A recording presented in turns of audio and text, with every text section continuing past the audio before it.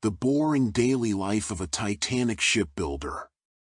The morning begins in darkness. Always in darkness during the winter months in Belfast. Thomas Kelly wakes at 4:30 in the morning to the sound of his alarm clock, a cheap tin thing that rattles more than rings, but it does the job. He's 28 years old, a riveter at Harland and Wolff shipyard. And today, like every day for the past year and a half, he'll spend his working hours building the largest moving object ever constructed by human hands. The RMS Titanic. Though to Thomas, it's not the Titanic yet. Not really. It's just hull number 401. A designation. A number on a work order. The romance of the name, the luxury, the promise of the ship, that's for other people to think about. For Thomas, it's just steel plates that need riveting. Thousands upon thousands of rivets that need driving. Day after day after day. He rises from the bed he shares with his wife, Mary. She doesn't wake, she's learned to sleep through his early departures. Their 2 children, both under 5, sleep in the small second bedroom of their terraced house on the New Townards Road. The house is narrow, cramped, one of hundreds exactly like it lining the streets of East Belfast. These houses were built specifically for shipyard workers. Harland and Wolff didn't build them out of generosity, they built them because they needed workers close to the yard, needed them available, needed them tied to the company through rent and proximity. The houses were functional, minimal, designed to pack as many workers as possible into the streets surrounding the massive shipyard. Thomas dresses in the darkness. Heavy wool trousers, already stained with rust and oil. A thick flannel shirt. A waistcoat. A cap. Layers against the cold, because Belfast in January 1911 is bitter, and the shipyard offers no shelter from the wind that comes off Belfast Lock. Breakfast is simple. Bread and dripping, beef fat spread on yesterday's bread. A cup of strong tea, so hot it burns his tongue.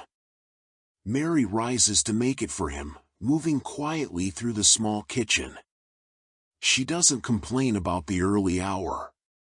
This is simply how life works when you're married to a shipyard man. Thomas eats standing up. There's no time for sitting, for lingering.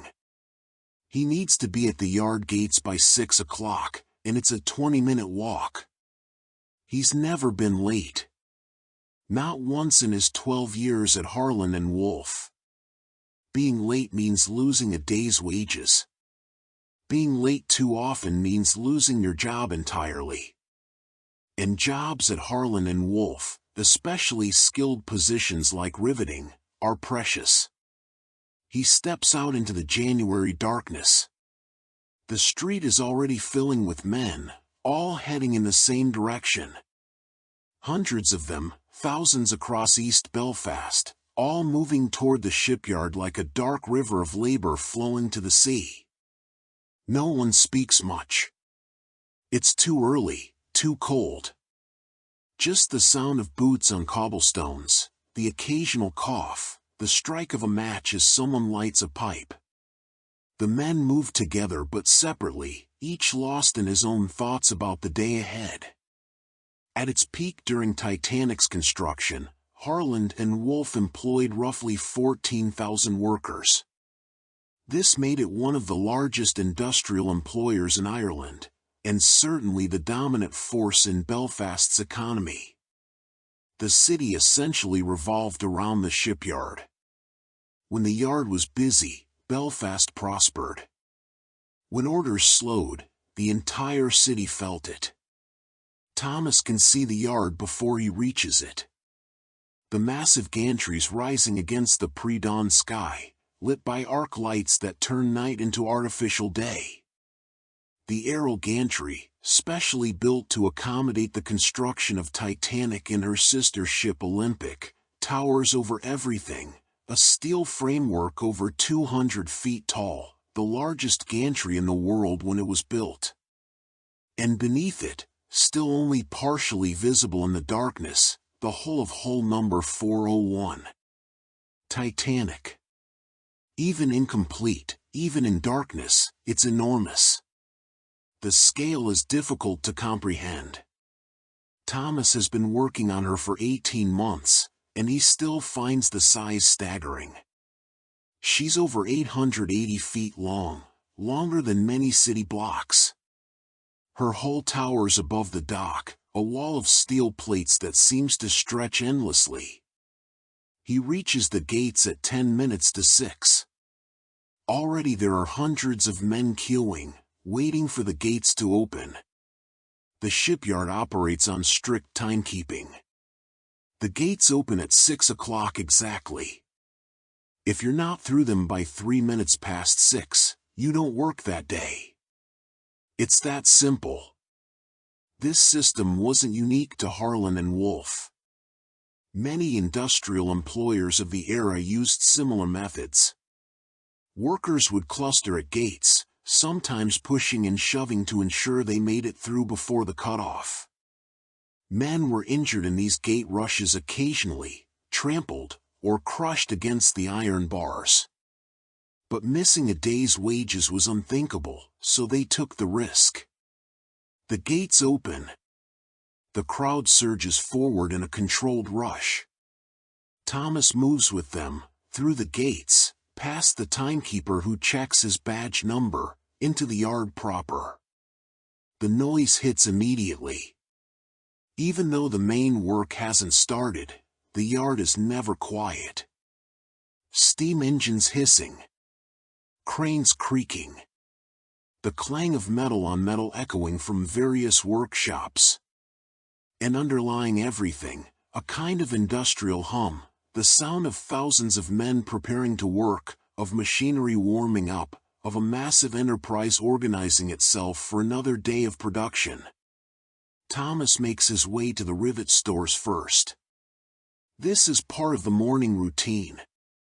He needs to collect his allocation of rivets for the day, typically around 200 rivets, though the exact number varies depending on which section of the hull he's working on. The rivets themselves are fascinating in their simplicity. Just cylindrical pieces of iron or steel, about 3/4 of an inch in diameter, ranging from about 1 inch to 3.5 inches in length. Simple, but absolutely essential. The entire ship is held together by approximately 3 million of these rivets. 3 million small pieces of metal, each one driven by hand, each one requiring skill and strength and precision. Harland and Wolff used 2 types of rivets on Titanic. Iron rivets, which were cheaper and easier to work with, used in most of the hull. And steel rivets, which were stronger but more expensive and more difficult to drive, used in the most critical areas, the central sections of the hull that would bear the most stress. Thomas is assigned to an iron riveting gang today. 4 men work together as a unit. The heater, the catchboy, and 2 riveters. Thomas is one of the riveters, the skilled position that requires years of experience. He climbs the temporary wooden scaffolding that clings to the side of the hull. The structure sways slightly as he ascends. These scaffolds are built for function, not comfort.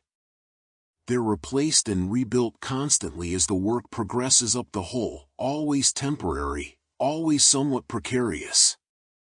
At 40 feet above the dock, Thomas reaches his workstation for the day. A section of hull plating where yesterday's plates were positioned, drilled, and prepared. Today, they need riveting. Hundreds of holes, each one waiting for a rivet to be driven through, binding the plates to the ship's frame. The rest of his gang is already there. Jimmy, the other riveter. Young Danny, the catchboy, barely 14 years old. And old Robert, the heater, who's been at Harland and Wolff for 30 years and looks like he's been weathered by those decades like a stone in a stream. Morning, Robert grunts, already firing up his portable forge. The forge is a small affair, but hot enough to heat rivets to the right temperature, a dull red glow that means the iron is soft enough to work with. Morning, Thomas replies, picking up his riveting hammer. The hammer is heavy, about 3 pounds of solid steel on the end of a wooden handle. By the end of the day, his arm will ache from swinging it. But that's the job. That's every day. They begin their routine. Robert heats a rivet in the forge until it glows. Then he tosses it, literally throws it through the air, to Danny, who catches it in a metal cup, then quickly inserts it into one of the pre-drilled holes in the hull plating. The rivet needs to be driven while it's still hot. Thomas positions himself on one side of the hull plate, his hammer ready. Jimmy positions himself on the other side, holding a heavy iron backing tool against the rivet head. Thomas swings. The hammer connects with the glowing rivet shaft, flattening it, spreading it, forcing it to fill the hole completely. He swings again. And again. Rhythmic, powerful blows, each one driving the rivet further, shaping it, binding the plates together. Perhaps 8 to 12 blows per rivet. Then it's done. The rivet cools rapidly, contracting slightly, pulling the plates together with tremendous force. One joint secured. 199 more to go today. This is the work. This is the boring, essential, repetitive task that builds ships. Heat, toss, catch, drive. Heat, toss, catch, drive. Over and over, hundreds of times per day, thousands of times per week. A good riveting gang could drive about 200 rivets in a 10-hour shift. Some exceptional gangs managed more, but 200 was considered solid, professional work. With multiple gangs working simultaneously across different sections of the hull, the ship gradually came together, one rivet at a time. Thomas settles into the rhythm. Swing, strike, swing, strike. The hammer's weight becomes familiar. The resistance of the metal becomes predictable. His body knows this motion intimately after years of practice. The sun rises slowly over Belfast Lock, turning the sky from black to gray to pale blue. The arc lights that illuminated the pre-dawn work are switched off. The full scale of the operation becomes visible in daylight. Everywhere Thomas looks, there are men working. On scaffolding, on the hull, on the deck, in the workshops below. Riveters, platers, carpenters, electricians, plumbers, painters, riggers. Hundreds of different trades, all working simultaneously, all contributing to this massive construction project. And this is just one ship. In the slip beside Titanic, her sister ship Olympic is also under construction, at a slightly more advanced stage. Two enormous vessels being built side by side, consuming resources and labor on a scale that's difficult to comprehend. The morning wears on. Heat, toss, catch, drive. Rivet after rivet. Thomas's arm is already starting to ache, but he's barely noticed. His mind has found that place it goes during repetitive work, not quite present, not quite absent. Existing in the rhythm of labor. This is the boring daily life of a Titanic shipbuilder. Not the glamour of the launch. Not the tragedy of the sinking. Just this. Men in the cold, driving rivets, building something massive one small piece at a time. And the day has only just begun. By mid-morning, Thomas has driven perhaps 50 rivets. His arm has moved from aching to a kind of burning numbness. This is normal. Expected. His body will adjust as the day progresses, finding reserves of strength he didn't know he had, until eventually those reserves run out and he's operating on pure mechanical repetition. The rhythm of the work creates a kind of meditation. Heat, toss, catch, drive. The clang of his hammer on hot metal blends with hundreds of other identical sounds across the hull. It creates a symphony of industrial noise, metallic, percussive, relentless. Some men go deaf from it. Thomas has noticed his own hearing isn't what it used to be. He has to ask Mary to repeat herself sometimes in the evenings. Occupational hazards in shipbuilding were numerous and largely unregulated in 1911. Hearing loss from constant noise exposure. Lung damage from breathing metal dust and paint fumes. Burns from hot rivets. Falls from scaffolding. Crush injuries from moving steel plates. The work was inherently dangerous, and safety measures were minimal to non-existent. Around 10 o'clock, the work pauses briefly. Not an official break, there are no official breaks in the morning shift. But the heater's forge needs refueling, and this provides a few minutes of respite. Thomas leans against the hull, feeling the cold steel through his shirt despite the layers. His hands are already showing the day's damage, small burns from rivets that were slightly too hot, blisters forming where the hammer handle rubs. Young Danny pulls out a piece of bread from his pocket and eats it quickly. The boy is thin, underfed, like most catch boys. They were typically the youngest workers in the yard, often starting at 12 or 13 years old, sometimes even younger if they lied about their age. "How long you been here, Danny?" Thomas asks, though he already knows roughly. 6 months, Mr. Kelly. Started last summer. You want to be a riveter someday? The boy's eyes light up. That's the plan. Save up, learn the trade proper. Riveters make good money. This was true. Skilled riveters like Thomas earned roughly £2 to £2.10 per week, significantly more than laborers who earned about 22 shillings per week. It wasn't wealth, but it was enough to support a family, to rent a decent house, to have some small security. But the path from catchboy to riveter was long and uncertain. You needed to be taken on as an apprentice, needed someone willing to teach you, needed years of practice before you could command a riveter's wages. Many catchboys never made it, staying in unskilled positions their entire working lives.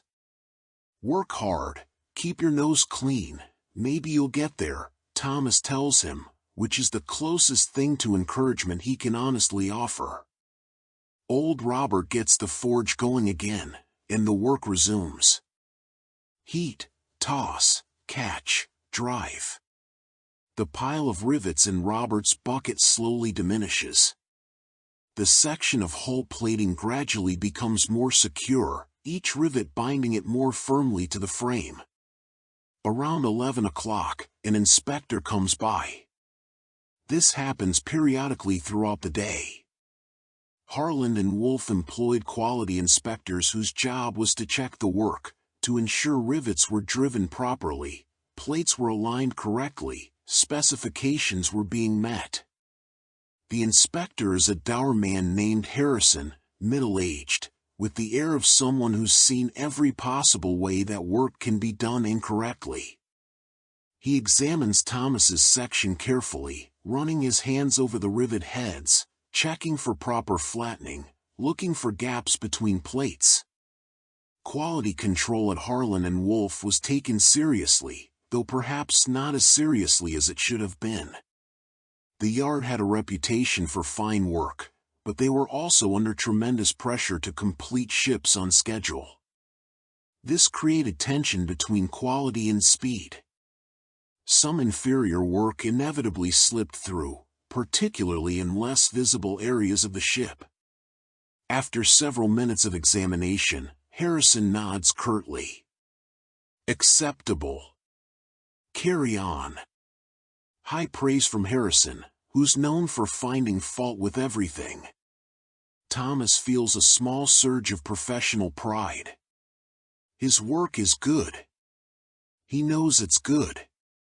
He's been doing this long enough to know when he's driving rivets properly. The morning continues. The sun climbs higher, though it provides little warmth. The wind off Belfast lock cuts through clothing, making fingers stiff, making every movement slightly more difficult. Thomas notices Jimmy, his fellow riveter, is moving slower than usual. The man looks pale, drawn. "You all right?" Thomas asks during a brief pause. "Just tired. Wasn't sleeping well. The baby's been crying all night, every night this week." Thomas nods sympathetically. He remembers those days, when his own children were infants. The exhaustion of broken sleep compounding the exhaustion of physical labor. There's no calling in sick for tiredness, though. You show up or you don't get paid. It's that simple. The personal struggles of workers were invisible to the ship. It didn't matter if you were exhausted, if your child was sick, if your wife was struggling, if you were worried about rent. The ship demanded your labor regardless. And you gave it, because the alternative was unemployment, and unemployment meant potential starvation. By noon, the whistle blows for dinner break. This is the main break of the day, a full hour for the meal they call dinner, though most people would call it lunch. The men climb down from the scaffolding, grateful for the respite. Thomas descends carefully. The wooden scaffolding is slick with morning condensation, and falls are common. Just last month, a plater fell from 50 feet up and died on impact. His widow got no compensation beyond a collection taken up by his workmates. Harland and Wolff had no obligation to provide for workers' families when accidents occurred. The dinner break is spent in various ways. Some men have brought food from home, typically bread and cheese, maybe some cold meat if they're lucky. Others buy from the food vendors who set up outside the yard gates, selling tea and sandwiches and meat pies of dubious quality but affordable prices. Thomas has brought his dinner pail, a tin container with bread, a bit of cheese, and a cold sausage that Mary cooked last night. He finds a spot on a stack of timber, away from the wind, and eats methodically. Around him, the yard continues its noise. Even during breaks, work continues in some sections. The ship doesn't stop growing. And scattered throughout the break period, you can hear men coughing, deep, wet coughs that speak of lung problems. Shipyard cough, they call it. Caused by breathing metal dust and paint fumes and coal smoke day after day, year after year. Thomas sits with a group of other riveters, men he's worked alongside for years. The conversation is sparse, tired. Someone mentions that Olympic, Titanic's sister ship, is scheduled to launch in October. Just 9 months away. "That'll be something to see," one man remarks. "Biggest ship ever built, sliding into the water." "Until 401 launches," another adds, nodding toward Titanic's hull. "She'll be even more impressive." There's pride in their voices. Despite the exhaustion, despite the danger, despite everything, there's pride in building something this significant. These men are creating something that will sail the world, that will carry thousands of passengers, that represents the absolute pinnacle of human engineering and ambition. The White Star Line, which owned both Olympic and Titanic, had commissioned them as part of a plan to dominate the transatlantic passenger trade. They would be the largest, most luxurious ships afloat. First class would feature Turkish baths, a swimming pool, a grand staircase, electric elevators, and accommodations rivaling the finest hotels. Even third class would have amenities unheard of on earlier ships. But Thomas will never see those luxuries. Will never walk the grand staircase or swim in the pool or dine in the first-class restaurant. His work is in the hull, in the hidden parts, in the skeleton that makes the luxury possible. When the ship launches, when it sails, he'll be on to the next project, building another hull, driving more rivets. The whistle blows again. Break is over. The men rise stiffly, joints protesting, and begin the climb back to their workstations. Thomas ascends the scaffolding once more. 40 feet up. Back to his section of hull plating. Back to the pile of rivets waiting to be driven. Jimmy is moving even slower now, his face pale and sweating despite the cold. Thomas exchanges a glance with old Robert, who's noticed too. But there's nothing to be done. Either Jimmy can work or he can't. If he can't, he needs to go home, lose the day's wages, and hope he still has a position tomorrow. The afternoon shift begins. Heat, toss, catch, drive. The rhythm resumes, perhaps slightly slower than the morning, but steady. Consistent. Thomas finds his mind wandering as he works. Thinking about tonight's dinner. About whether they can afford new boots for his eldest daughter. About the rent that's due Friday. About 100 small concerns that make up daily life for a working family. This is what fills the hours. Not dramatic thoughts about building history. Not philosophical reflections on human achievement. Just practical concerns and physical labor and the slow passage of time toward the moment when the whistle blows and he can go home. Around 2 o'clock, an accident happens nearby. Not in Thomas's gang, but close enough to see. A riveter on a different section of scaffolding loses his grip on his hammer. It falls, tumbling through the air, and strikes a laborer working below. The man goes down hard. Work stops in that section as men rush to help. The injured man is conscious, clutching his shoulder where the hammer struck. Probably broken. He's helped down from the work area, headed to the yard's medical station, which is little more than a room with some bandages and a man with basic first aid knowledge. After a few minutes, work resumes. The riveter who dropped his hammer looks shaken, but he picks up another hammer and continues. Because what else can he do? Accidents happen. You don't stop working because of them. Workplace safety in 1911 was essentially non-existent by modern standards. Workers were expected to be careful, but there were no safety harnesses, no hard hats, no protective equipment beyond what individual workers might improvise themselves. Accidents were considered an inevitable part of industrial work, and injured workers had little recourse. The afternoon wears on. 3 o'clock. 4 o'clock. Thomas's arm has progressed beyond burning into a kind of detached numbness. He's no longer fully conscious of the swinging motion. His body has taken over, running on muscle memory and sheer determination. Around him, other riveters are in similar states. Old Robert looks exhausted, his movements slower as the day progresses. Jimmy is barely functioning, operating on willpower alone.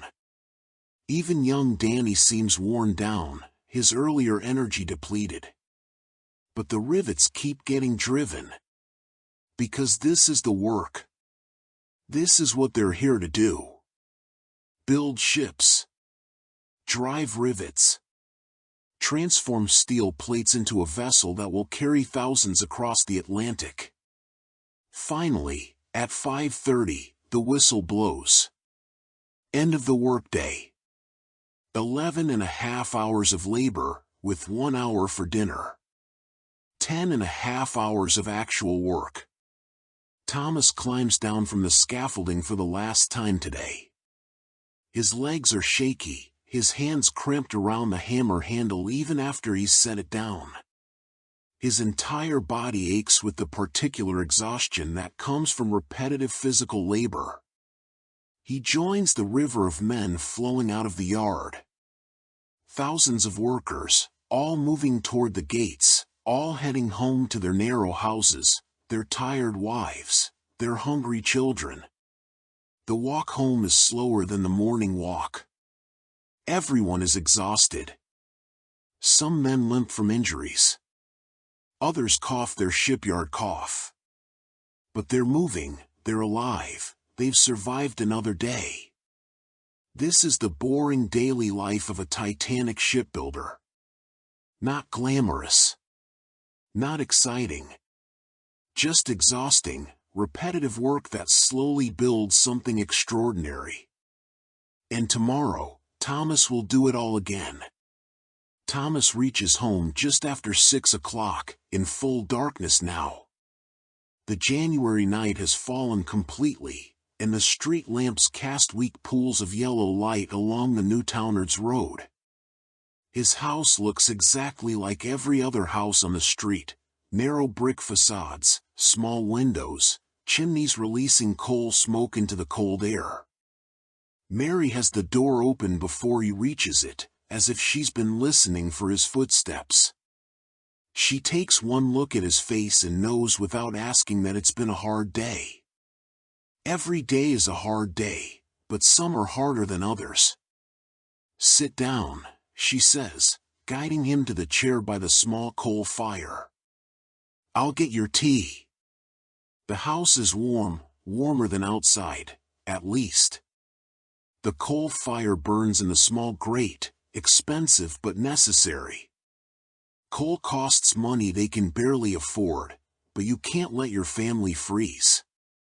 The children, both girls, are already in their nightclothes, ready for bed despite it being only 6 o'clock. This saves on coal and lamp oil. Put the children to bed early and you don't need to heat and light the house as long. Thomas's tea is strong and hot, with a bit of milk and sugar. Precious sugar, rationed carefully. Mary makes him a plate, boiled potatoes, cabbage, and a small piece of bacon.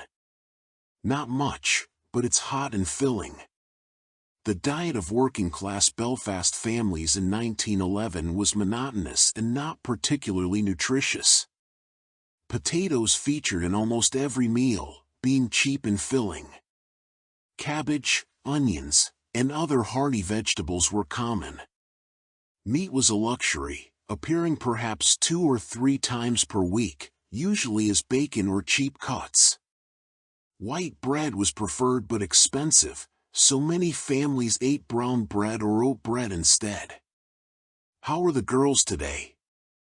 Thomas asks between bites. "How are the girls today?" Thomas asks between bites. "Good. Margaret's cough is better. Annie wanted to go outside but I kept her in, too cold. Margaret, their eldest at 5, has been fighting off a chest cold for 2 weeks. In these damp, crowded houses, illness spreads quickly. And a simple cold can turn into something worse, bronchitis, pneumonia. They've already lost one child, a son, to pneumonia when he was just 2 years old. The fear of losing another is constant. I'll look in on them before I sleep," Thomas says. He finishes his meal and Mary takes his hands, examining them in the lamplight. The burns from today's work are minor, small red marks that will fade by tomorrow. But the older scars are visible, layers of damage accumulated over years. His hands tell the story of his work more clearly than any words could. She fetches a tin of salve, a mixture of lard and herbs that they buy from a woman down the street who makes remedies. It probably doesn't do much, but it feels like doing something. Mary rubs it gently into his hands, and Thomas closes his eyes, grateful for this small moment of care. The economics of a shipyard worker's household in Belfast were perpetually tight. Thomas earned approximately £2.10 per week as a skilled riveter. From this, they paid 6 shillings per week in rent. Coal for heating cost about 1 shilling per week in winter. Food for the family consumed perhaps £1.5. This left very little for clothing, medical expenses, or any unexpected costs. Many families ran a constant deficit, borrowing small amounts from neighbors or pawnshops to bridge gaps. After tending to his hands, Thomas goes to check on his daughters. They share a small bed in the second bedroom, already asleep, their breathing soft and steady. Margaret's face is flushed, still fighting that cough, but she's sleeping peacefully. Annie, only 3, is curled up against her sister. Thomas stands there for a moment, watching them. This is what he works for. Not the Titanic. Not history.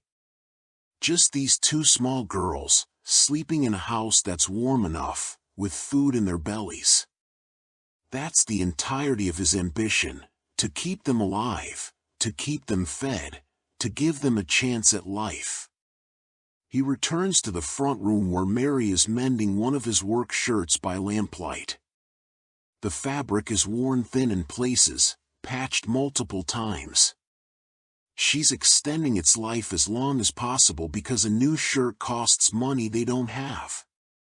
There's talk at the yard, Thomas says, settling back into his chair. They might need extra gangs for the Olympic fitting out. Overtime work on Saturdays. Mary looks up sharply. Saturday work means 6 days a week instead of 5.5. It means more money, but it also means more exhaustion, more time away from family. Do you want to take it? She asks carefully. Don't want to. But the money. He trails off. They both understand. What doesn't enter into it? If overtime is available and they need the money, which they always do, then he'll take it. Overtime work was both a blessing and a curse for shipyard families. The extra wages helped with the constantly tight finances, allowing families to buy necessities or pay down debts. But it also meant workers were pushed beyond their physical limits, increasing accidents and health problems. Many men worked 6 full days a week for months on end, with only Sundays for rest and recovery. They sit in companionable silence for a while, the only sounds the crackling of the coal fire and the distant noises of the street, other workers coming home, children crying, the occasional horse cart passing. Mrs. Murphy next door, Mary says eventually, her husband hasn't worked in 3 weeks. Injured his back. They're desperate. I gave her some potatoes today. Hope that's all right. Thomas nods. Course it's all right. Could be us next time. This was the reality of shipyard life. One injury, one accident, and you could be out of work indefinitely with no compensation. Families helped each other because they understood that any of them could be next. Today you give potatoes to your neighbor. Tomorrow they might be the ones helping you.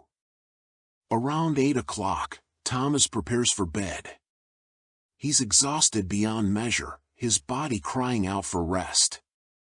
Tomorrow will be the same. Wake at 4:30, walk to the yard, drive rivets for 10.5 hours, walk home. He lies down on the thin mattress, and Mary joins him. The bedroom is cold, they don't heat it, can't afford to, so they huddle together for warmth under the blankets. Do you think it'll really be unsinkable? Mary asks quietly. The ship?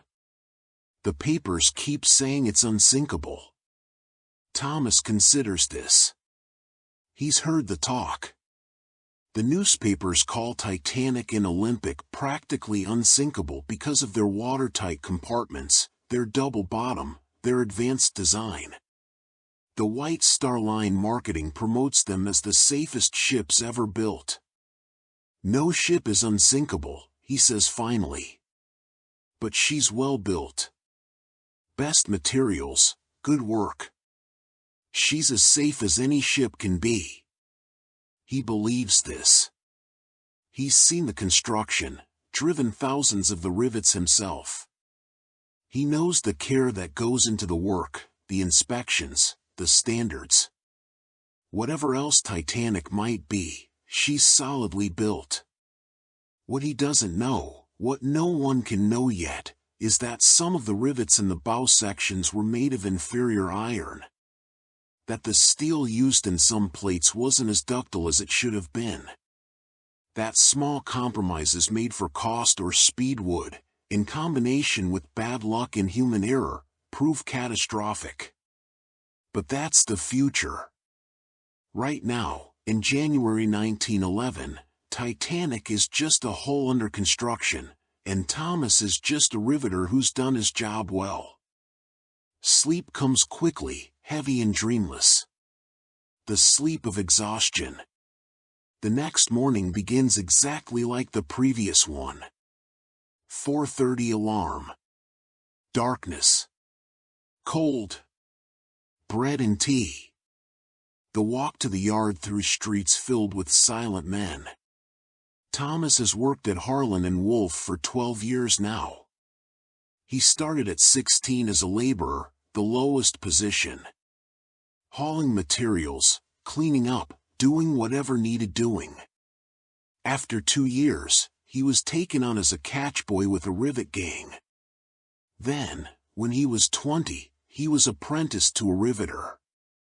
By 22, he was a full riveter himself, earning a skilled worker's wage. This progression was typical for shipyard workers who succeeded. You started at the bottom and worked your way up through demonstrated ability and, often, connections. Many workers never advanced beyond laboring. Thomas was fortunate, or skilled, or stubborn enough, to make it to a skilled trade. At the yard, the routine repeats. Through the gates at 6. Collect rivets. Climb the scaffolding. Begin work. Today they're working on a different section, slightly higher up on the hull. The scaffolding here feels less stable, swaying more noticeably when Thomas moves. But this is normal. The higher you go, the more precarious everything becomes. The work begins. Heat, toss, catch, drive. Robert's forge glows red. Danny catches the hot rivets with practiced ease, no longer showing the nervousness he had in his first weeks. Jimmy looks better today, having apparently gotten some sleep. The morning passes in its familiar rhythm. Around 9 o'clock, a commotion below. Men shouting. Work stops as everyone looks down. A steel plate being maneuvered by crane has slipped its chains.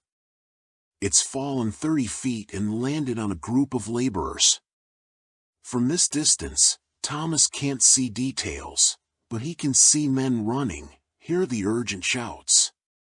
This was one of the constant dangers of shipbuilding.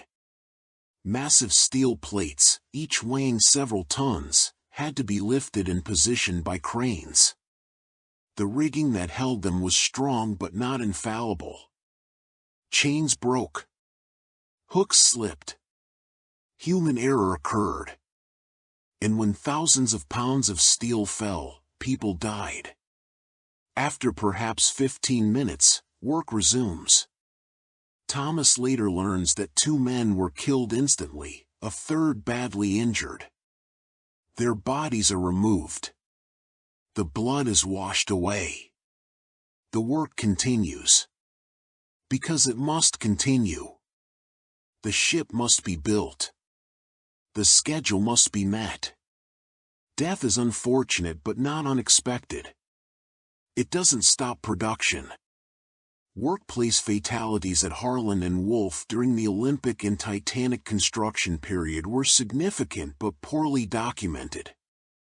Estimates suggest 8 men died during Olympics construction and roughly 15 during Titanic's. These numbers may be low. Some injuries that proved fatal days or weeks later might not have been counted, and the yard had incentive to underreport accidents. Thomas returns to his rivets. Each swing of his hammer is an acknowledgement of danger. He could die here. Today, tomorrow, any day. A fall from scaffolding. A dropped tool. A plate slipping its chains. Any moment could be his last. But he doesn't dwell on it. Can't dwell on it. You'd go mad if you thought too much about the danger. You just focus on the work. On the next rivet. On getting through the day. The rhythm resumes. Heat, toss, catch, drive. The morning becomes afternoon. The cold wind off Belfast Lock continues its assault. Thomas's hands are numb, his arm aching, his back protesting. Around 3 o'clock, old Robert sits down heavily during a brief pause. His face is pale, his breathing labored. "You all right?" Thomas asks. "Just need a minute. Getting too old for this." Robert is 54, ancient by shipyard standards. Most men are broken down by their 40s, unable to continue heavy physical labor. That Robert has lasted this long is testament to either his strength or his desperation. Probably both. "Take your time," Thomas says, though they both know that taking too much time means falling behind on the quota, which means explaining to the foreman why the work is slow. After a few minutes, Robert struggles back to his feet and returns to the forge. The work continues. By 5:30, when the whistle finally blows, Thomas has driven another 200 rivets. 200 more joints secured. 200 more small contributions to the massive vessel taking shape around him. He climbs down, exhausted, and joins the exodus of workers. Another day survived. Another day's wages earned. On the walk home, he passes a newsstand. The headlines are about politics, about labor disputes, about the continuing tensions in Europe. Nothing about Titanic. The ship isn't news yet. It's just another construction project, impressive in scale but not yet capturing public imagination. That will change. When she launches, when she sails, when she's the largest moving object in the world carrying the wealthy and famous across the Atlantic, then she'll be news. But for now, she's just hull number 401. And Thomas is just a riveter, walking home in the darkness, his body aching, his mind already dreading tomorrow's alarm. The boring daily life of a Titanic shipbuilder. Repetitive. Dangerous. Essential. And tomorrow, he'll do it all again. Saturday arrives. The overtime work that Thomas both dreaded and needed. The week has been long already, 5 full days of riveting, his body accumulating damage, his reserves of energy depleting. But Saturday means extra wages, and extra wages mean his family eats a bit better, maybe buys coal without worry, maybe gets ahead of the rent for once. The Saturday routine is slightly different. Work begins at 6, same as weekdays, but ends at 12:30 instead of 5:30. 6.5 hours instead of 10.5. It's meant to be easier, but after 5 full days of labor, even these shortened hours feel impossibly long. Thomas wakes to the now familiar 4:30 alarm. Mary doesn't rise with him on Saturdays, this small concession to her own exhaustion. She works too, in her way. Cooking, cleaning, mending, managing the household finances, caring for the children. Her labor is unpaid and often invisible, but no less exhausting than his. The walk to the yard on Saturday mornings is different. Fewer men on the streets. Those who are walking move more slowly, their exhaustion visible in every step. The Saturday shift was technically voluntary overtime, but refusing it meant less money and potentially being seen as uncommitted, which could affect future opportunities. At the yard, the atmosphere is subtly different too. The urgency of weekday production is slightly diminished. Supervisors are less present. The work still needs doing, but there's a sense of making it through rather than pushing for maximum output. Thomas climbs to his section and begins the familiar routine. Old Robert's forge. The pile of rivets. The scaffolding swaying gently in the morning breeze off Belfast Lock. Heat, toss, catch, drive. The rhythm starts slowly, bodies reluctant to engage after 5 days of punishment. But gradually, muscle memory takes over and the work proceeds. Around 8 o'clock, one of the foremen makes his rounds. His name is Patterson, a burly man in his 40s who started as a laborer and worked his way up to supervision. He stops at Thomas's section, watching the gang work for several minutes. "Kelly," he says finally. "Word is you're one of the steadiest riveters on this section. Good quality, consistent output." Thomas nods cautiously, unsure where this is leading. There's going to be special work coming up. The Olympic needs finishing crews for her interior fitting. They need experienced men who can work around the luxury fixtures without damaging them. Delicate work. Pays better, maybe £3 a week. Would you be interested? £3 a week. That's 10 shillings more than Thomas currently makes. That's the difference between constant struggle and something approaching stability. The Olympic-class ships required different skills at different stages of construction. The initial hull work was heavy, industrial, done by thousands of workers in the open air. But as the ship moved toward completion, the work transitioned to interior fitting, installing the machinery, the plumbing, the electrical systems, and finally the luxurious passenger accommodations. This finishing work required more careful craftsmanship and was often done by smaller, more skilled crews. When would it start? Thomas asks. 2 months, maybe 3. Olympics launch is scheduled for October, but before that, she needs her fitting out. I'm identifying good men now. Getting names together. I'd be interested, Thomas says. How could he not be? £3 a week could change everything for his family. Patterson nods. I'll put your name forward. Keep up the good work. He moves on, and Thomas returns to his rivets. But his mind is racing now. £3 a week. New boots for the girls. Better food. Maybe even savings, though that seems almost too ambitious to contemplate. Lucky you, Jimmy mutters from his position on the other side of the hull plate. Some of us have been here just as long and never get offered the better positions. There's resentment in his voice, and Thomas understands it. Advancement in the shipyard was often as much about who noticed you as about your actual skill.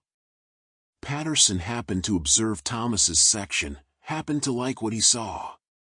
Jimmy, working just as hard, wasn't seen. This arbitrariness was a source of constant tension among workers. Two men doing identical work might be treated very differently based on factors beyond their control, whether a supervisor liked them, whether they had family connections in management, whether they happened to be in the right place at the right time. The morning wears on. The sun climbs higher, bringing a bit of warmth to the cold January day. Not much, but enough to make the work slightly less miserable. Around 10 o'clock, a delivery arrives. A massive steel plate, freshly rolled at the yard's own steel works, is being craned up to one of the upper sections of the hull. Thomas watches the operation during a brief pause in his work. The steel plate weighs several tons, suspended from a crane by heavy chains. A dozen men are involved in guiding it into position, signaling to the crane operator, steadying the plate as it swings, preparing to bolt it to the frame. Harland and Wolff had its own steel works on site, capable of rolling the massive plates needed for ship construction. This vertical integration, controlling every stage of production from raw materials to finished ship, was part of what made the yard so efficient and profitable. They could produce steel to their own specifications, roll it to the exact dimensions needed, and move it directly to the construction site. The plate swings into position. Men rush to steady it, to align the pre-drilled bolt holes with corresponding holes in the ship's frame. It's precision work despite the massive scale. Thomas has positioned hundreds of these plates during his years at the yard. It's skilled work, requiring coordination, spatial reasoning, and careful attention. Get the alignment wrong and you have to start over, wasting time and potentially damaging the plate. This particular plate goes into place smoothly. The bolts are driven through the holes, temporarily securing it. Later, riveting gangs will come through and replace these temporary bolts with permanent rivets, binding the plate into the whole structure. Thomas returns to his own section. The pile of rivets in Robert's bucket has diminished noticeably. They're perhaps 2/3 through today's allocation. On track to finish before the 12:30 whistle. Young Danny is looking tired. Even his youth and energy aren't infinite. He's been catching hot rivets for 6 straight days now, working 10.5 hours a day during the week and now this Saturday half-day. His hands are covered in small burns, his face smudged with soot from the forge. "How old are you really, Danny?" Thomas asks during a brief pause. The boy hesitates. 13, Mr. Kelly. "I know I said 14 when I started, but I'm 13. Thomas isn't surprised. Many boys lied about their age to get work. The yard officially required workers to be 14, but enforcement was lax. Families needed the income, and the yard needed workers. So boys as young as 12 or 13 were common in the less skilled positions. Child labor was widespread in Edwardian Britain, particularly in industrial settings. The Factory Acts had established some protections and age limits, but these were often ignored or circumvented. Boys were valued for certain tasks, their small size allowed them to work in confined spaces, and their cheap wages made them economically attractive to employers. "You're doing good work," Thomas tells him. "Just be careful. Don't get hurt." You've got a lot of years ahead of you. Danny nods, looking both pleased at the praise and worried about the future. 13 years old and already contemplating a lifetime of industrial labor. There's something deeply wrong about that, Thomas thinks, though he doesn't know what could be different. This is simply how the world works. The final hours of the Saturday shift pass slowly. Everyone is counting down to 12:30, to the freedom of Saturday afternoon and Sunday. The weekend isn't much, just a day and a half of rest before it all begins again. But it's something. Finally, the whistle blows. The week is over. Thomas climbs down from the scaffolding for the last time this week, his legs shaky, his entire body singing with fatigue. The walk home is in daylight for once. It's strange, seeing the streets in the afternoon sun. Children are playing, women are shopping, life is happening in ways invisible during the usual dark morning arrivals and dark evening departures. Thomas stops at a small shop on the way home. With the overtime wages coming, he can afford a small extravagance. He buys 2 oranges, exotic, expensive, but a treat his daughters have rarely tasted. They cost 6 pence, a significant portion of his daily wage, but the thought of his girls' faces when they see them makes it worthwhile. At home, Mary is surprised to see him so early. "You're back. I wasn't expecting you until evening." Saturday half-day, he reminds her, though she knows. The routine of shipyard life governs both their schedules. He produces the oranges with a flourish, and Mary's face lights up. "Thomas. We can't afford, weekend today. Where are the girls?" Margaret and Annie are called in from playing in the small backyard. When they see the oranges, their eyes go wide. Exotic fruit is a rare luxury in working-class Belfast households. Mary carefully peels one orange, dividing it into segments, giving pieces to the girls and to Thomas. She takes one small piece for herself. The taste is sweet, bright, almost overwhelming after months of the usual plain diet. This small moment, sitting in their narrow kitchen, eating orange segments, the girls laughing with delight, this is what makes the week's suffering bearable. These brief flashes of something beyond mere survival. Sunday is the day of rest, mandated by both law and custom. The shipyard is closed, the machinery silent. For one day, Belfast isn't defined by industrial noise. Thomas sleeps late, until nearly 7 o'clock, which feels luxurious after weeks of 4:30 alarms. His body aches everywhere, the accumulated damage of the week asserting itself. But there's also relief in the knowledge that today, he doesn't have to use his body. Today, he can rest. Sunday routine in working-class Protestant Belfast typically involved church attendance.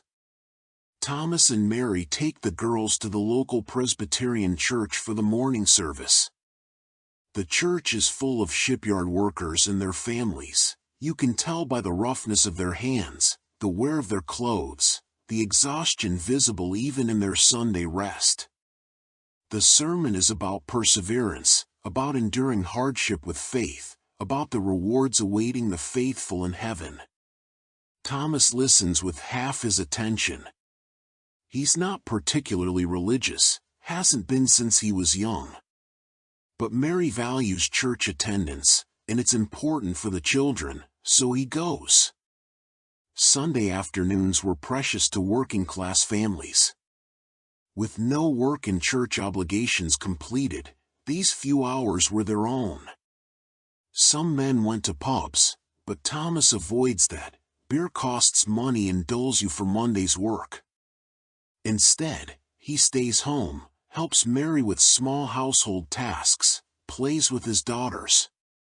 There's a gentleness to these Sunday afternoons that's absent the rest of the week. Time moves differently when you're not counting rivets or watching the clock. Thomas sits with Annie on his lap, telling her a story about a ship, not the Titanic, just an imaginary vessel sailing to imaginary places. Margaret, the older girl, asks him about his work. "What's it like, building the big ship, duh?" "Loud," he says. "Very loud. And cold. But important. We're making something that'll sail across the ocean, carrying people to new places." "Will we ever sail on a ship?" she asks. Thomas hesitates. Third-class passage to America costs about £7 to £8 per person. For a family of 4, that's nearly £30. More money than Thomas earns in 3 months. It might as well be £1 million. "Maybe someday," he says, the automatic response of parents everywhere to questions about impossible things. Maybe someday. The afternoon fades into evening. Tomorrow is Monday. Tomorrow the alarm will ring at 4:30. Tomorrow he'll walk through darkness to the yard, climb the scaffolding, and begin driving rivets again. But that's tomorrow. Today, he has this. His family, his rest, his small warm house. It's not much by the standards of the world. But it's his, and it's enough. The boring daily life of a Titanic shipbuilder. Not just the work, but the rest. Not just the suffering, but the small joys. The whole of a life measured not in great moments but in accumulated small ones. And tomorrow, it all begins again. Monday morning comes too soon. The 4:30 alarm shatters the darkness, and Thomas wakes with the familiar sense of dread. His body had just begun to recover over Sunday, and now it must be pushed again. 5 more days until the next brief respite. The week proceeds in its established pattern. Wake, dress, walk, work, return, sleep. Heat, toss, catch, drive. Rivet after rivet, day after day. The hull of Titanic grows incrementally, row by row of steel plates, each one secured by thousands of rivets. By Wednesday, Thomas notices something different. A group of men he doesn't recognize are working in a section near his gang. They're not riveters or platers. Their work seems to involve measuring, checking, making notes on clipboards. During the dinner break, Thomas asks one of the older workers about them. "Naval architects," the man explains. "From the design office. They come through periodically to verify the construction matches the plans. Make sure we're building what the White Star Line actually ordered." This was part of Harland and Wolff's quality process. The ships were built to detailed specifications drawn up by the yard's design department in consultation with the ship owners. These specifications covered everything: the thickness of steel plates, the spacing of rivets, the placement of bulkheads, the routing of pipes and electrical conduits. The relationship between Harland and Wolff and the White Star Line was unusual in the shipping industry. Rather than competitive bidding, the two companies operated on a cost-plus basis. White Star paid the actual cost of construction plus a fixed percentage as profit. This arrangement encouraged quality over cost-cutting, as the yard had no incentive to use inferior materials or rush work. It also meant the two companies were closely aligned, almost partners rather than simply builder and client. The architects spend the afternoon in Thomas's section, occasionally asking questions, taking measurements, comparing what's built to what's drawn on their plans. Thomas continues his work, trying to ignore their presence, though it's unsettling having supervisory eyes watching your every movement. One of the architects, a younger man in a clean suit that marks him as office staff, stops to watch Thomas drive several rivets. "How many of those do you drive in a day?" he asks. "About 200, sir. Give or take." The architect does some mental calculation. "And you've been on this ship how long?" 18 months, sir." "So you've personally driven, what, somewhere around 60,000 rivets just on this vessel?" Thomas has never calculated it that way. 60,000. The number is staggering when stated plainly. 60,000 repetitions of the same motion. 60,000 small pieces of metal transformed from temporary fasteners into permanent joints. "Suppose so, sir." "Remarkable," the architect says, though his tone suggests he finds it more tedious than remarkable. He makes a note on his clipboard and moves on. The encounter leaves Thomas unsettled. To the architect, the rivets are just numbers, data points to verify against specifications. But each one of those 60,000 rivets represents effort, represents skill, represents a small portion of Thomas's finite life spent in service of this massive construction. Thursday brings rain. Cold, driving rain that sweeps in from the Irish Sea, turning the shipyard into a miserable landscape of mud and wet steel.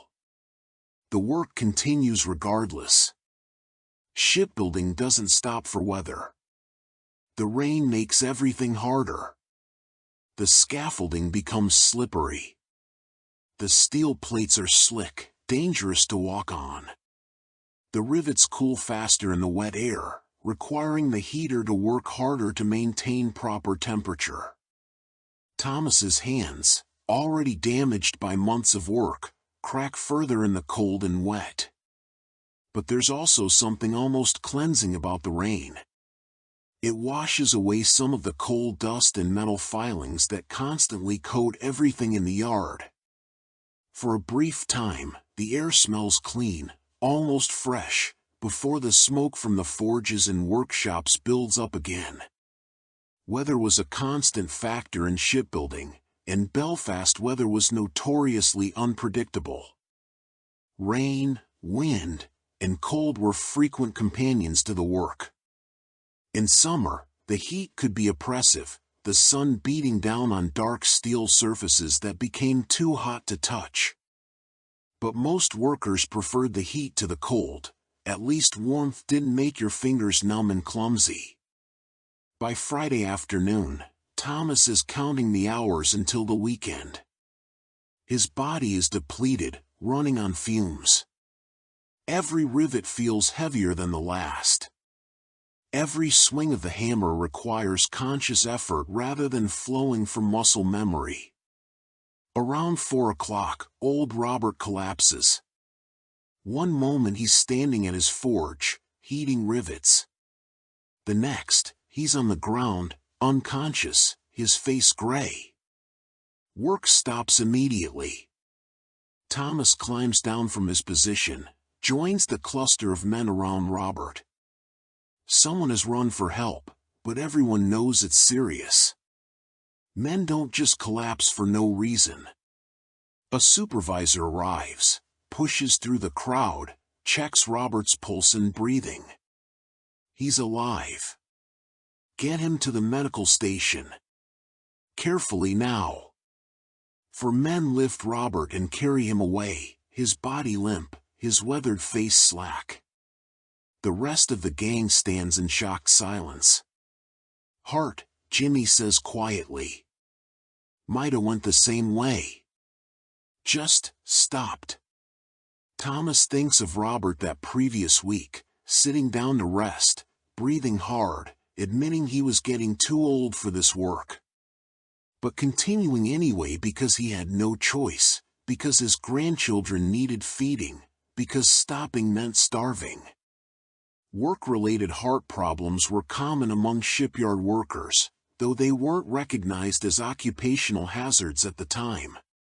The physical stress of heavy labor, combined with poor diet, inadequate rest, and the body's natural aging, frequently led to cardiac issues.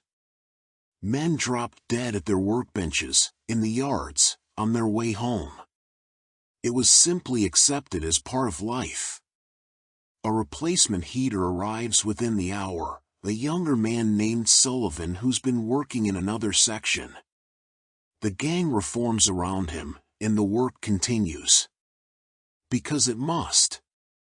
Because Robert's collapse, serious as it is, doesn't change the quota, doesn't stop the ship from needing to be built. Thomas drives rivets with a heavy heart. He liked Robert. Respected him. The old man had been kind, patient, willing to share his decades of knowledge with the younger workers. Now he's gone, maybe temporarily, maybe permanently. Thomas will likely never know which. That evening, walking home, Thomas stops by the pub near his house. Not to drink, he still avoids that. But to inquire about Robert, because news travels through the workers' community via the pubs and corner shops. Heard he's still alive, the publican tells him. Stroke, they think. He's at the infirmary. Whether he'll recover, nobody knows. Thomas thanks him and continues home. A stroke at 54. Decades of heavy labor, and this is the reward. An uncertain future, potential disability, the loss of income that sustains his family. This is what awaits most shipyard workers who survive long enough. Their bodies break down piece by piece until catastrophic failure occurs. There's no pension, no retirement, no golden years of rest. You work until you physically can't, and then you depend on family charity or parish relief or you die. At home, Thomas holds his daughters a bit tighter than usual. Lets them climb on him despite his aching body. Plays a simple game with them despite his exhaustion. Because someday, maybe soon, maybe years from now, he'll be like Robert. And he wants them to remember him as more than just a tired man who came home and slept. Saturday arrives again. Another week's overtime. The replacement heater, Sullivan, is competent but not as skilled as Robert. The rivets aren't heated quite as consistently, which makes Thomas's job slightly harder. But he adapts. You always adapt. During the morning break, Patterson the foreman approaches again. Kelly. That finishing work on Olympic I mentioned? It's confirmed. You'll transition over in April, once the whole work on this section of Titanic is complete. £3 a week, as discussed. Thank you, sir. You've earned it. Consistent work, good quality. That's what we need for the delicate finishing. Can't have ham-fisted riveters damaging the mahogany paneling and crystal fixtures. Patterson moves on, and Jimmy shoots Thomas a look, part envy, part resentment, part resignation. Nice for some, he mutters. Thomas doesn't respond. What can he say? That he's worked no harder than Jimmy? That the difference is luck as much as skill? That life isn't fair and never has been? Jimmy knows all this already. The promotion to finishing work represents a significant opportunity, though. The £3 weekly wage is meaningful, but there's more to it. Finishing work is seen as more prestigious, more skilled. It's also somewhat safer, working inside the ship rather than on exposed scaffolding, handling smaller tools rather than massive steel plates. And perhaps most importantly, finishing work provides a path to long-term employment. Hull construction is temporary. Once the ship is built, those jobs disappear. But finishers might be kept on for maintenance work, for fitting out future ships, for specialized repairs.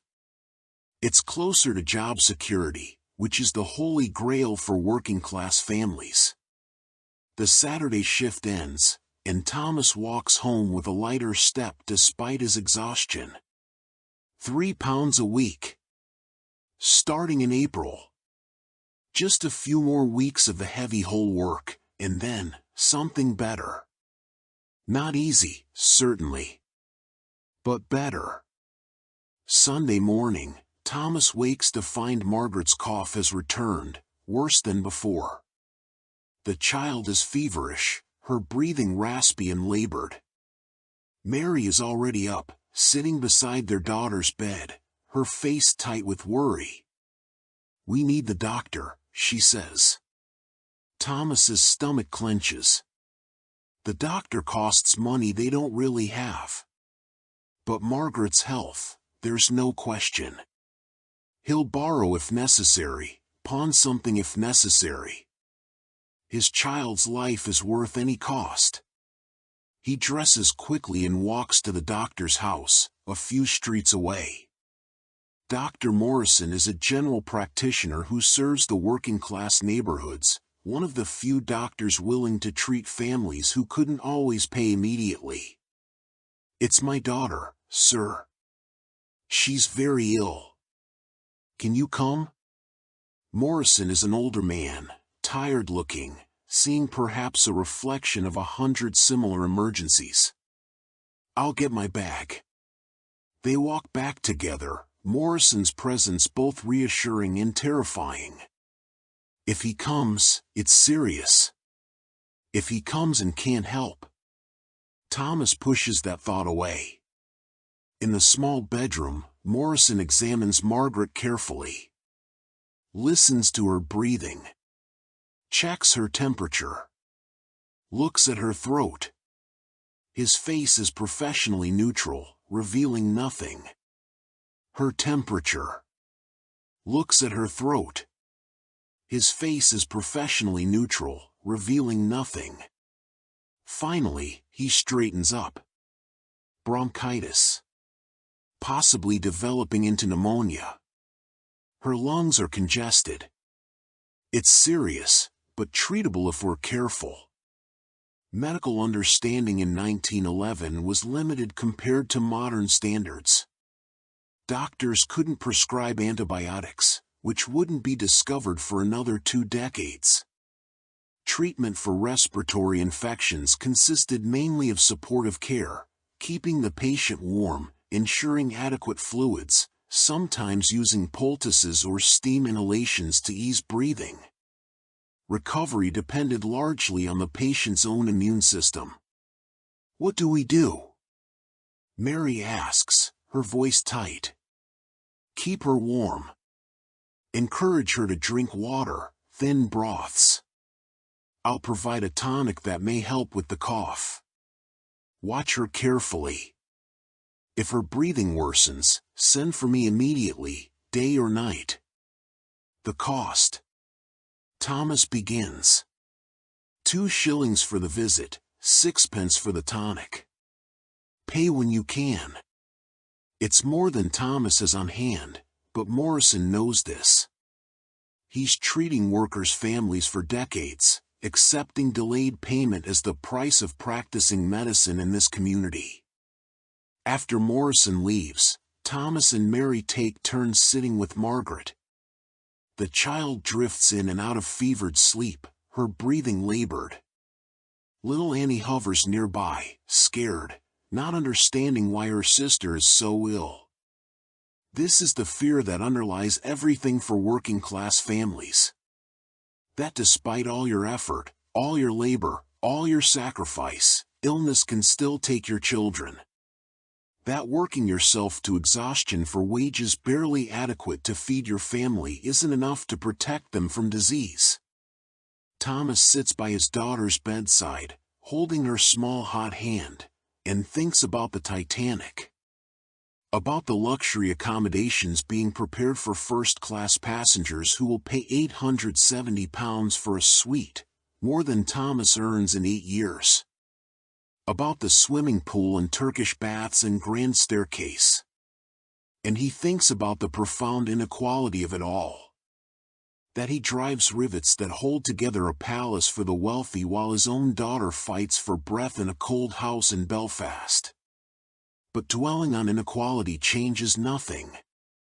So he focuses on what he can control, being present for Margaret, supporting Mary, earning the wages that will pay the doctor, hoping that his daughter's constitution is strong enough to fight off this infection. Sunday passes in worried vigil. By evening, Margaret's fever hasn't broken, but it hasn't worsened either. She's holding steady, which Morrison said was a good sign. The critical period will be the next few days. Tomorrow is Monday. Tomorrow Thomas must return to work, must leave his sick daughter, must drive rivets for 10.5 hours while his child battles for breath. The system doesn't care about his personal crisis. The quota remains. The work continues. This is the boring daily life of a Titanic shipbuilder. Not just the riveting, but everything around it. The worry. The impossible choices. The constant pressure of survival. Building something magnificent while your own life teeters on the edge of tragedy. And tomorrow, the alarm will ring at 4:30. And he'll rise and go to work. Because that's what you do. Because there's no alternative. Monday morning arrives with its usual cruelty. The alarm rings at 4:30, and Thomas wakes with Margaret's labored breathing still echoing in his mind. He'd barely slept, listening to his daughter cough through the night, watching Mary tend to her by candlelight. Before leaving, he checks on Margaret one more time. She's sleeping fitfully, her fever still present but not worse. Mary looks exhausted, dark circles under her eyes. "I'll be back as soon as I can," Thomas whispers. "We'll manage," Mary says, though her voice wavers. "Go. We need the wages." The walk to the yard feels longer than usual. Thomas's mind is divided, part of him moving through the familiar motions of the morning routine, part of him still in that small bedroom, willing his daughter to keep breathing, to keep fighting. At the yard, work begins as always. The ship doesn't care about sick children. The quota doesn't adjust for personal tragedy. Thomas climbs the scaffolding, picks up his hammer, and begins driving rivets. Heat, toss, catch, drive. The rhythm is mechanical today, his body performing the motions while his mind is elsewhere. Sullivan, the replacement heater, notices his distraction. "You all right, Kelly?" "Daughter's sick. Bronchitis, maybe pneumonia." Sullivan nods sympathetically. "I lost 2 children to pneumonia. Hope yours pulls through." The casual mention of his lost children, stated as simple fact, without drama, reminds Thomas how common child mortality is. In working-class Belfast, it's unusual for families to raise all their children to adulthood. Disease, malnutrition, accidents, any number of things can take them. Infant and child mortality rates in early 20th century Britain were staggeringly high by modern standards. In industrial cities like Belfast, approximately 1 in 5 children died before their 5th birthday. Respiratory infections like pneumonia and bronchitis were leading causes, particularly during winter months when cold, damp housing and inadequate nutrition made children especially vulnerable. The morning drags on. Each hour feels like 3. Thomas keeps checking the sun's position, calculating how many more hours until he can go home, see Margaret, confirm she's still alive. Around 10 o'clock, a disturbance below draws everyone's attention. A group of men are gathered near one of the workshops, their voices raised in argument. Thomas can't hear the details from his position, but he can sense the tension. During the dinner break, he learns what happened. A dispute over pay. A gang of laborers claiming they were shorted on last week's wages. The foreman insisting the pay is correct. The argument escalating until management had to intervene. Pay disputes were common in the shipyard, though usually handled more quietly. The pay system was complex, with different rates for different jobs, overtime calculations, deductions for various reasons. Mistakes happened, sometimes genuinely, sometimes conveniently in the company's favor. Most workers had little recourse when they believed they'd been underpaid. There were no unions at Harland and Wolff. The company vigorously opposed unionization, and Belfast's sectarian divisions between Protestant and Catholic workers made collective action difficult. Individual workers who complained too loudly could find themselves dismissed. "They'll fire the ringleaders," Jimmy predicts during dinner. "Make an example. The rest will go back to work." He's probably right. This is how labor disputes typically end in non-unionized workplaces. A few workers are sacrificed to maintain order, and everyone else learns to accept whatever they're given. The afternoon shift begins.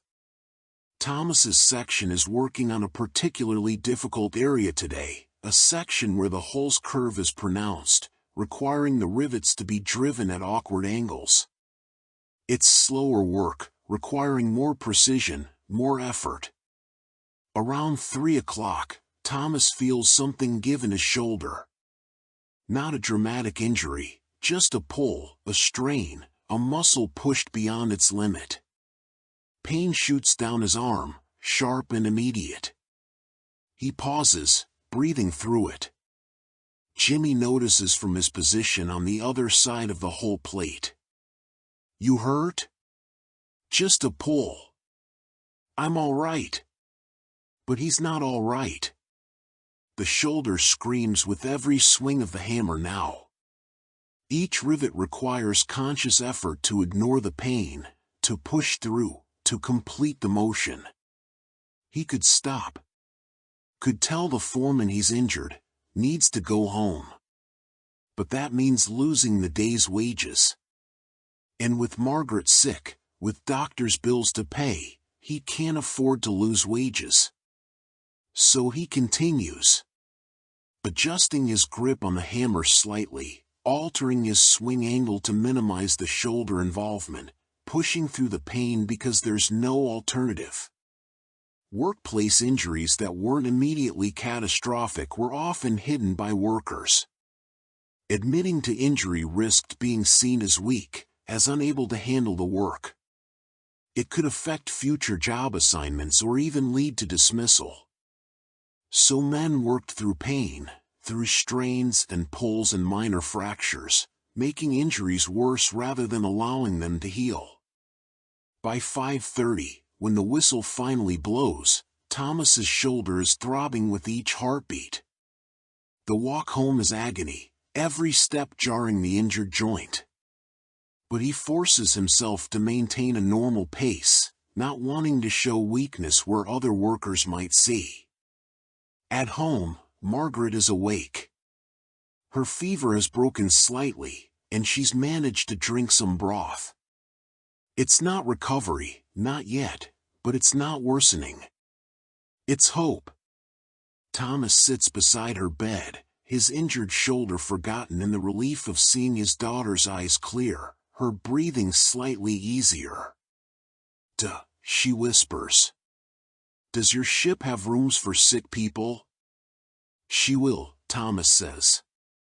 "The Titanic will have a hospital, with a proper doctor and nurses. For passengers who get sick during the voyage."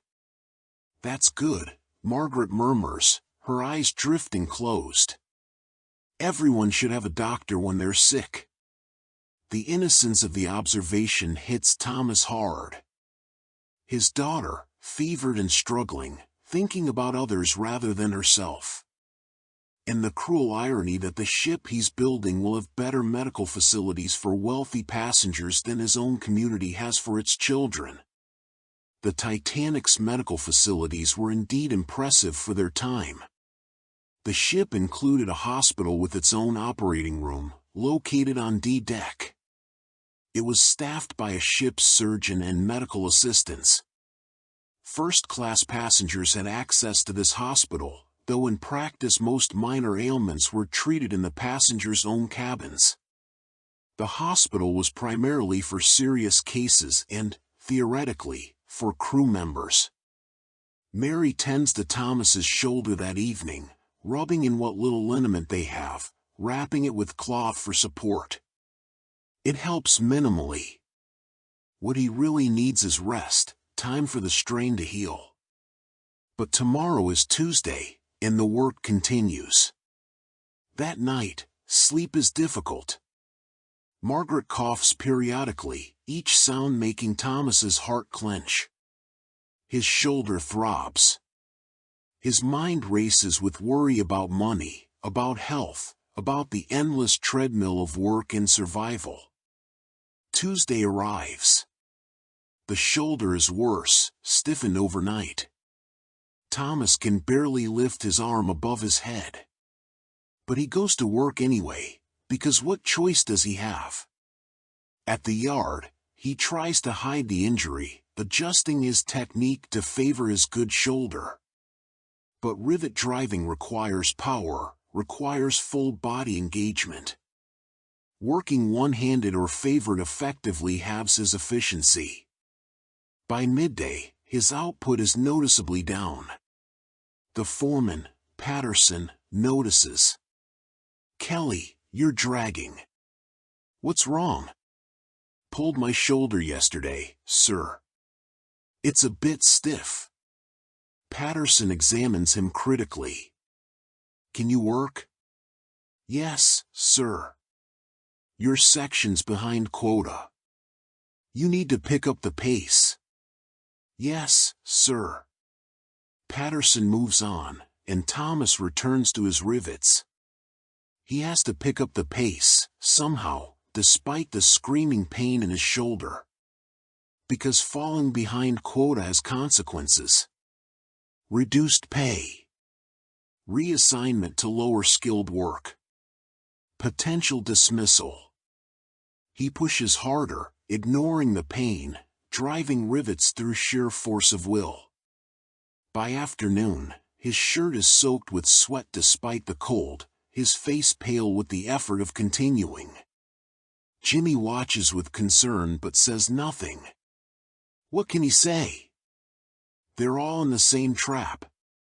All pushing injured bodies beyond reasonable limits because stopping isn't an option. Around 4 o'clock, Thomas drives a rivet incorrectly.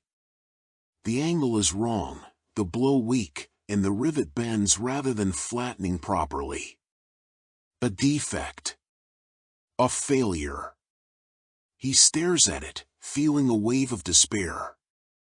In 12 years at Harland and Wolff, he's driven thousands upon thousands of rivets. His defect rate is minimal, his work reliable. And now, because of an injured shoulder and exhaustion and worry about his sick daughter, he's making mistakes. We can drill it out and redo it, Sullivan suggests, seeing the defective rivet. The inspector won't notice if we're quick. They remove the faulty rivet, a time-consuming process, and Thomas drives a replacement. This time it's correct. But the incident has shaken him. If he can't perform the work properly, what happens? What happens to his family if he loses this job? The day finally ends. Thomas walks home feeling defeated, his shoulder screaming, his confidence shaken. He's always prided himself on being a good worker, reliable, skilled. Now he feels like he's failing at everything, failing his work, failing his daughter, failing his family. At home, he finds better news. Margaret's fever has broken completely. She's sitting up, eating a bit of bread, her color returning. Mary is smiling for the first time in days. The doctor came by, Mary reports. He says she's past the crisis. She'll recover. The relief is overwhelming. Thomas sits heavily in his chair, feeling tears prick his eyes though he won't let them fall. His daughter will live. This one time, they've been lucky. This one time, disease didn't take their child. What did we owe him? Thomas asks. 2 shillings for today's visit. 4 shillings total now. He said pay when we can. 4 shillings. Almost a full day's wages. Money they don't have. But they'll find it somehow. Borrow from neighbors, pawn something, stretch food even thinner. They'll manage because they have to. Wednesday morning, Thomas's shoulder is marginally better. The worst of the inflammation has subsided, leaving a deep ache rather than sharp pain.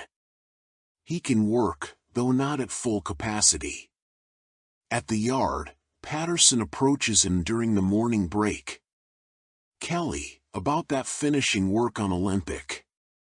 Still starts in April, but I need to know you can handle it. Your performance this week has been concerning. Thomas's heart sinks. The promotion, the 3 pounds weekly, the better working conditions, all of it potentially slipping away because of a few days of injury and distraction. My daughter was very ill, sir. She's recovering now. And my shoulder's healing. I'll be back to full performance within days. Patterson considers this. See that you are. We need reliable men for the finishing work. Can't have someone who'll be constantly injured or distracted. Yes, sir. Understood, sir. Patterson moves on, and Thomas returns to his rivets with renewed determination. He can't lose this opportunity. Can't let his family down. Despite the pain, despite everything, he has to perform. The rest of the week passes in a blur of determined effort. Thomas pushes through the shoulder pain, focuses completely on the work, drives rivets with all the skill and precision he can muster. By Friday, his output has returned to normal levels. The defect rate is back to his usual minimal standard. Patterson notices. Better, Kelly. Much better. The April transfer is still on. That evening, walking home, Thomas feels cautiously optimistic for the first time in weeks. Margaret is recovering, gaining strength daily. His shoulder is healing. The promotion is still happening. Perhaps they'll be all right. Saturday overtime passes without incident. Thomas has learned to pace himself better, to work within his body's current limits while still meeting quotas. It's a delicate balance, but he's finding it. Sunday, for the first time in 2 weeks, the family attends church together. Margaret is still weak, but she's well enough to walk the short distance, to sit through the service. Other congregants notice, offer quiet congratulations on her recovery. This is community, people who understand that every child's survival is cause for celebration. After church, Thomas sits in the small backyard with his daughters while Mary prepares Sunday dinner. The sun is out, a rare bright day in Belfast winter. Annie is chasing after a bedraggled cat that lives in the alley. Margaret sits beside Thomas, still pale but alive, her hand in his. Back to work tomorrow, she asks. Always back to work tomorrow, Thomas replies with a slight smile. Do you like it? Building the ship? It's a child's question, simple and direct. Do you like it? Thomas considers how to answer honestly without burdening her with adult realities. I'm proud of it, he says finally. Building something that will last, that will sail the world. That matters. But the work itself, it's hard. Very hard. But it lets me take care of you and your sister and your ma. That makes it worthwhile. Margaret nods, processing this. When I grow up, I don't want to do hard work. I want to do something that doesn't hurt. Then you study hard, Thomas tells her.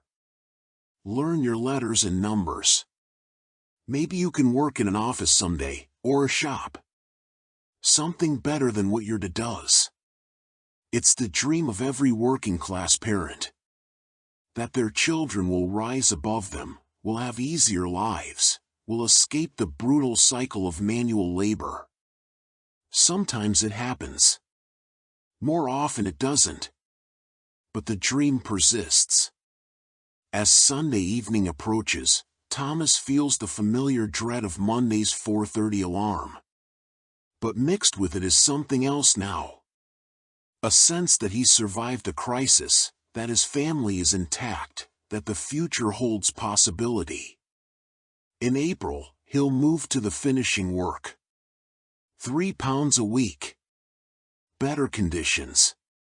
More security. Until then, more rivets. More days of heat, toss, catch, drive. More weeks of building the Titanic, one small piece at a time. The boring daily life of a Titanic shipbuilder. Marked not by drama but by persistence. Not by glory but by survival. One day at a time, one rivet at a time, one small victory against overwhelming odds at a time. And somehow, inexplicably, enough.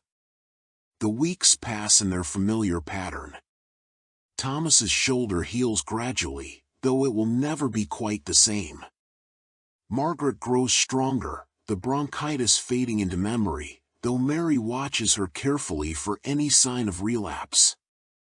The weather remains cold, but February begins to hint at the eventual arrival of spring. The work on Titanic progresses steadily. By late February, the hull is substantially complete, at least in the sections where Thomas's gang has been working. The massive steel skeleton is almost fully plated now, transforming from a framework into something that actually looks like a ship. Thomas has become somewhat accustomed to the scale. When he first started on hull number 401, the sheer size was overwhelming. Now it's just normal. He climbs 40 or 50 feet up the scaffolding without thinking much about it. He works alongside steel plates that weigh several tons and barely registers their mass. The extraordinary has become ordinary through repetition. Around the shipyard, preparations are underway for Olympic's launch, scheduled for October 1910. No, wait. Thomas corrects himself. Olympic launched last October. He's lost track of time. The ship is already in the water, being fitted out at the deep water wharf. That's where he'll be working soon. The construction of Olympic and Titanic overlapped significantly. Olympic, being the first of the two sister ships, had a head start of about 4 months. She was launched in October 1910 while Titanic's hull was still being assembled. Olympic then moved to the fitting-out wharf for installation of engines, boilers, interior spaces, and all the luxurious accommodations. She was scheduled to enter service in June 1911, while Titanic wouldn't launch until spring 1912. This parallel construction was part of Harland and Wolff's strategy for efficiency. Lessons learned during Olympics construction could be immediately applied to Titanic. Workers could transition from hull construction on one ship to fitting out work on the other. The massive infrastructure, the gantries, cranes, workshops, served both vessels. In early March, Patterson approaches Thomas with final details about the transfer. You'll start with Olympic on the 1st of April. Report to Foreman Douglas at the fitting out wharf.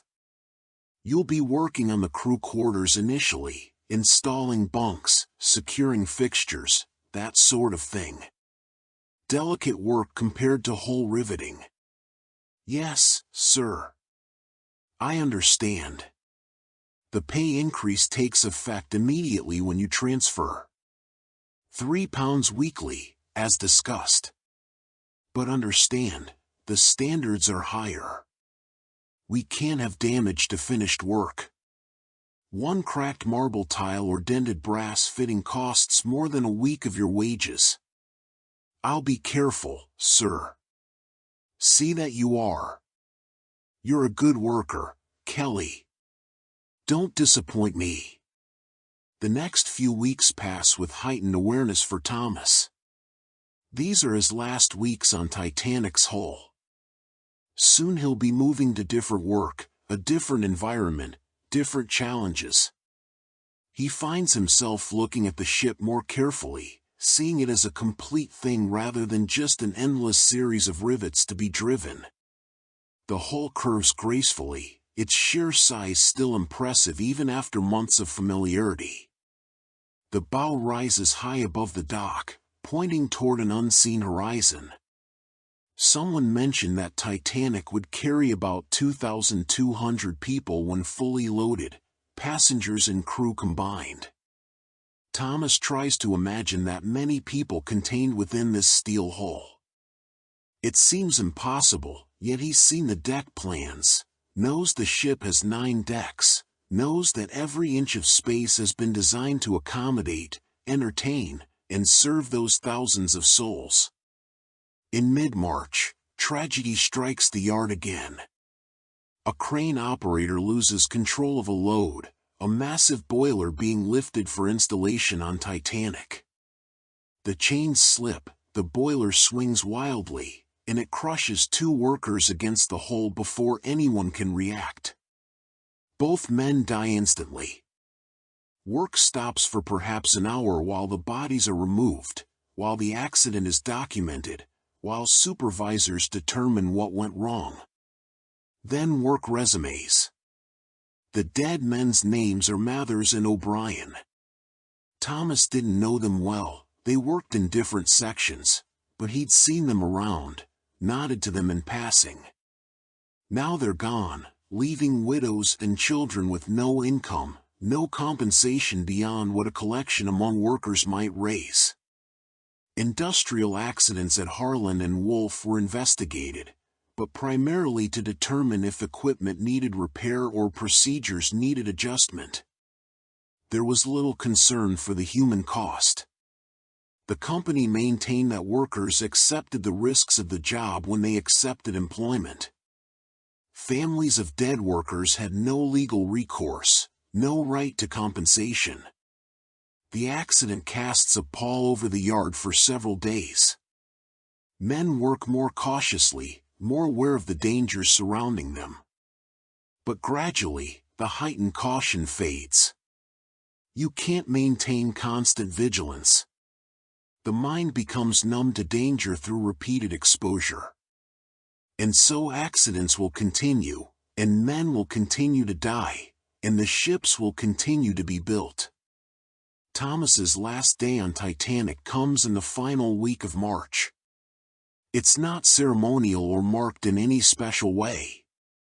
He simply drives his last rivets on hull number 401, climbs down from the scaffolding for the final time, and prepares to report to the fitting out wharf on Monday. He takes a moment before leaving, standing on the dock, looking up at the massive hull. Somewhere in that steel wall are his rivets, thousands of them, each one a small piece of his labor, his skill, his life. the ship doesn't acknowledge his contribution. Can't acknowledge it. But it's there nonetheless. When Titanic sails, if she sails successfully, Thomas's work will be part of why. Every rivet he drove correctly is one less potential point of failure. And if she fails, if something goes catastrophically wrong, his rivets might be part of that too. The thought is unsettling. But he pushes it away. He's done good work. He knows he's done good work. Monday, April 1st, 1911.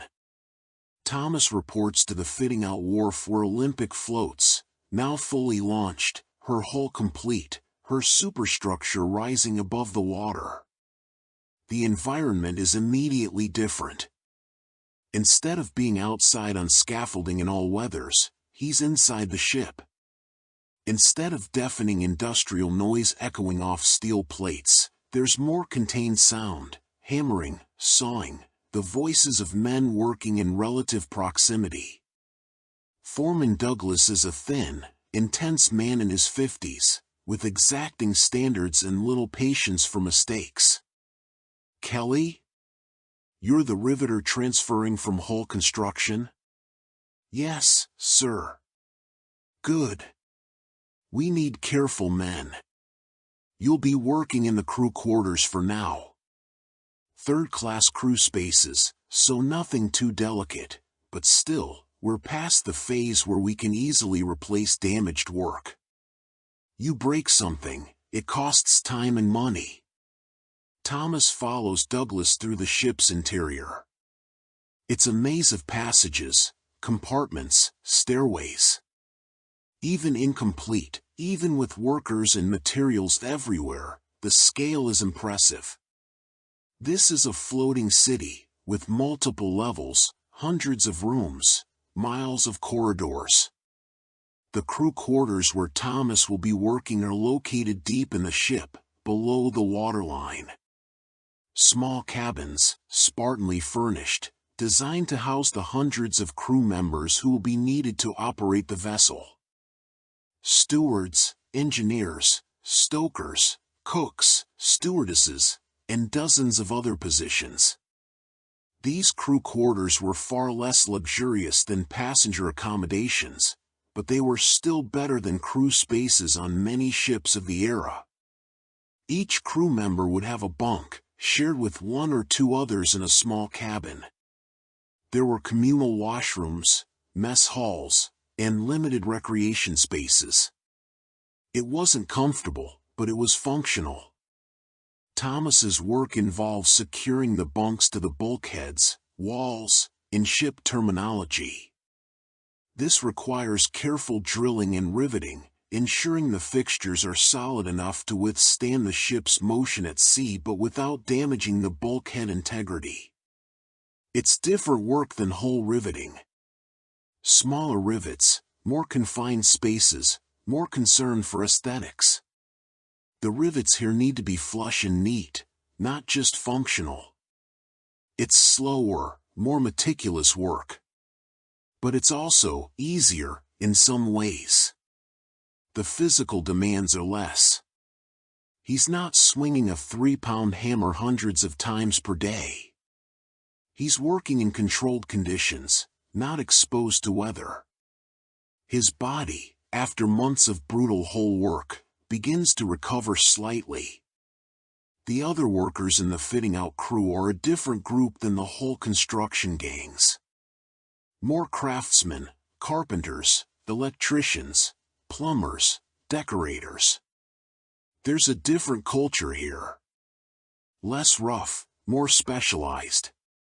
Thomas is the outsider, the hull worker transitioning to finishing work. One of the electricians, a man named Walsh, befriends him during the first week. First time doing fitting out?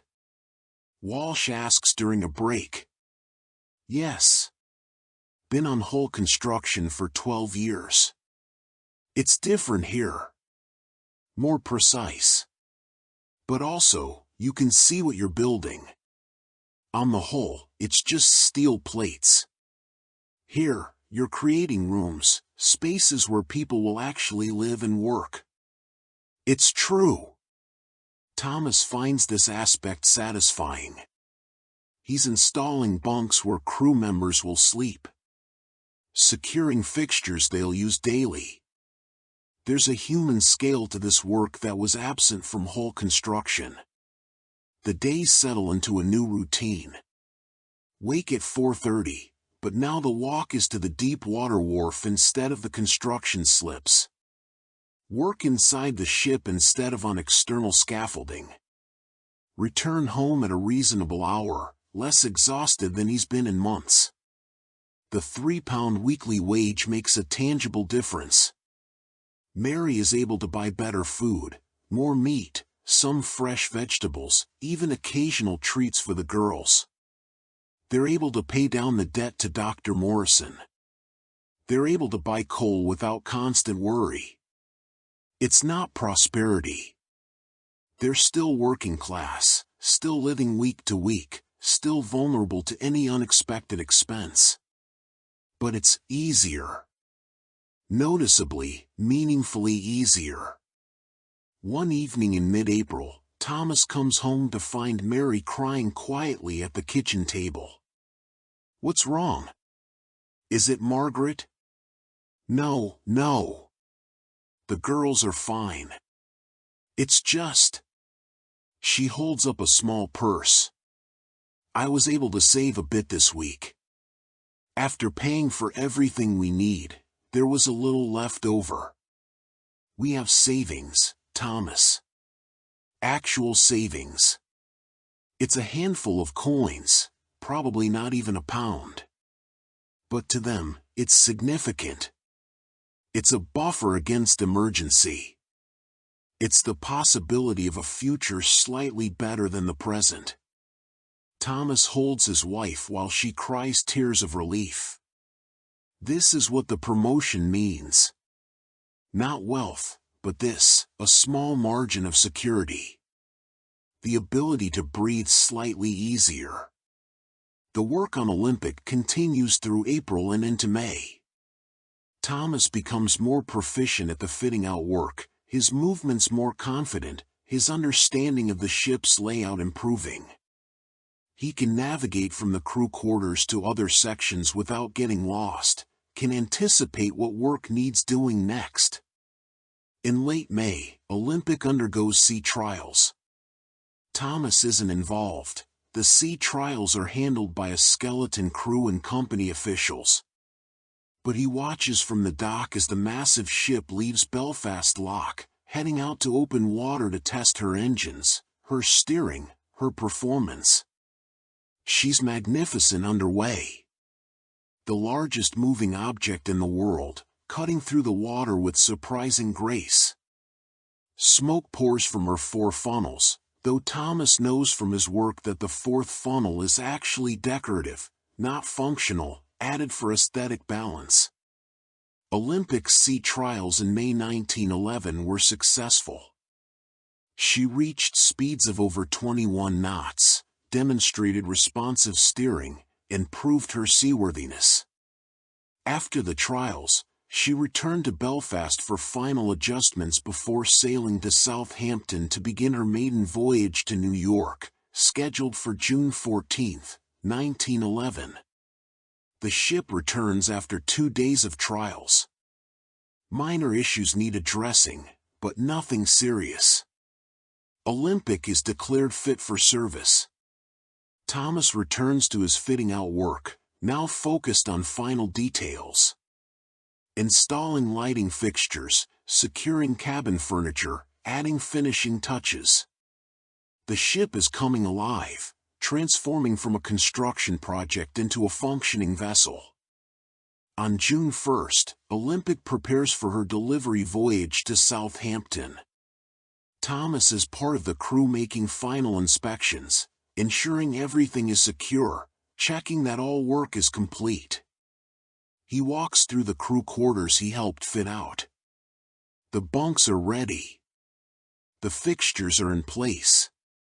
In a few weeks, this space will be occupied by living, working men who will operate this ship across the Atlantic. It's a strange feeling. The work he's been doing for months will soon be used by people he'll never meet. His rivets, his careful fitting, will be tested by the motion of the sea, by years of service. Olympic departs Belfast on June 3rd, bound for Southampton. Thomas watches from the dock as she sails away, smoke trailing from her funnels, her massive bulk slowly diminishing into the distance. And somewhere behind him, still in the construction slip, still being built, Titanic waits. The sister ship, larger by a small margin, nearly identical in design, scheduled to follow Olympic into service within a year.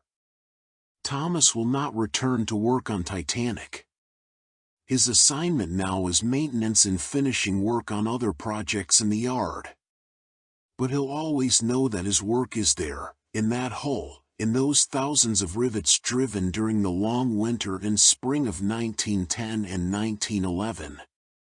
The boring daily life of a Titanic shipbuilder. Not just about building ships, but about the transitions, the changes, the small improvements that make life bearable. And in the distance, unseen but approaching, the future, with all its triumphs and tragedies. But for now, there's just this: work, family. The small securities of a life lived carefully, one day at a time. Summer arrives in Belfast, bringing with it warmer weather and longer days. For the first time in years, Thomas experiences something approaching comfort in his work.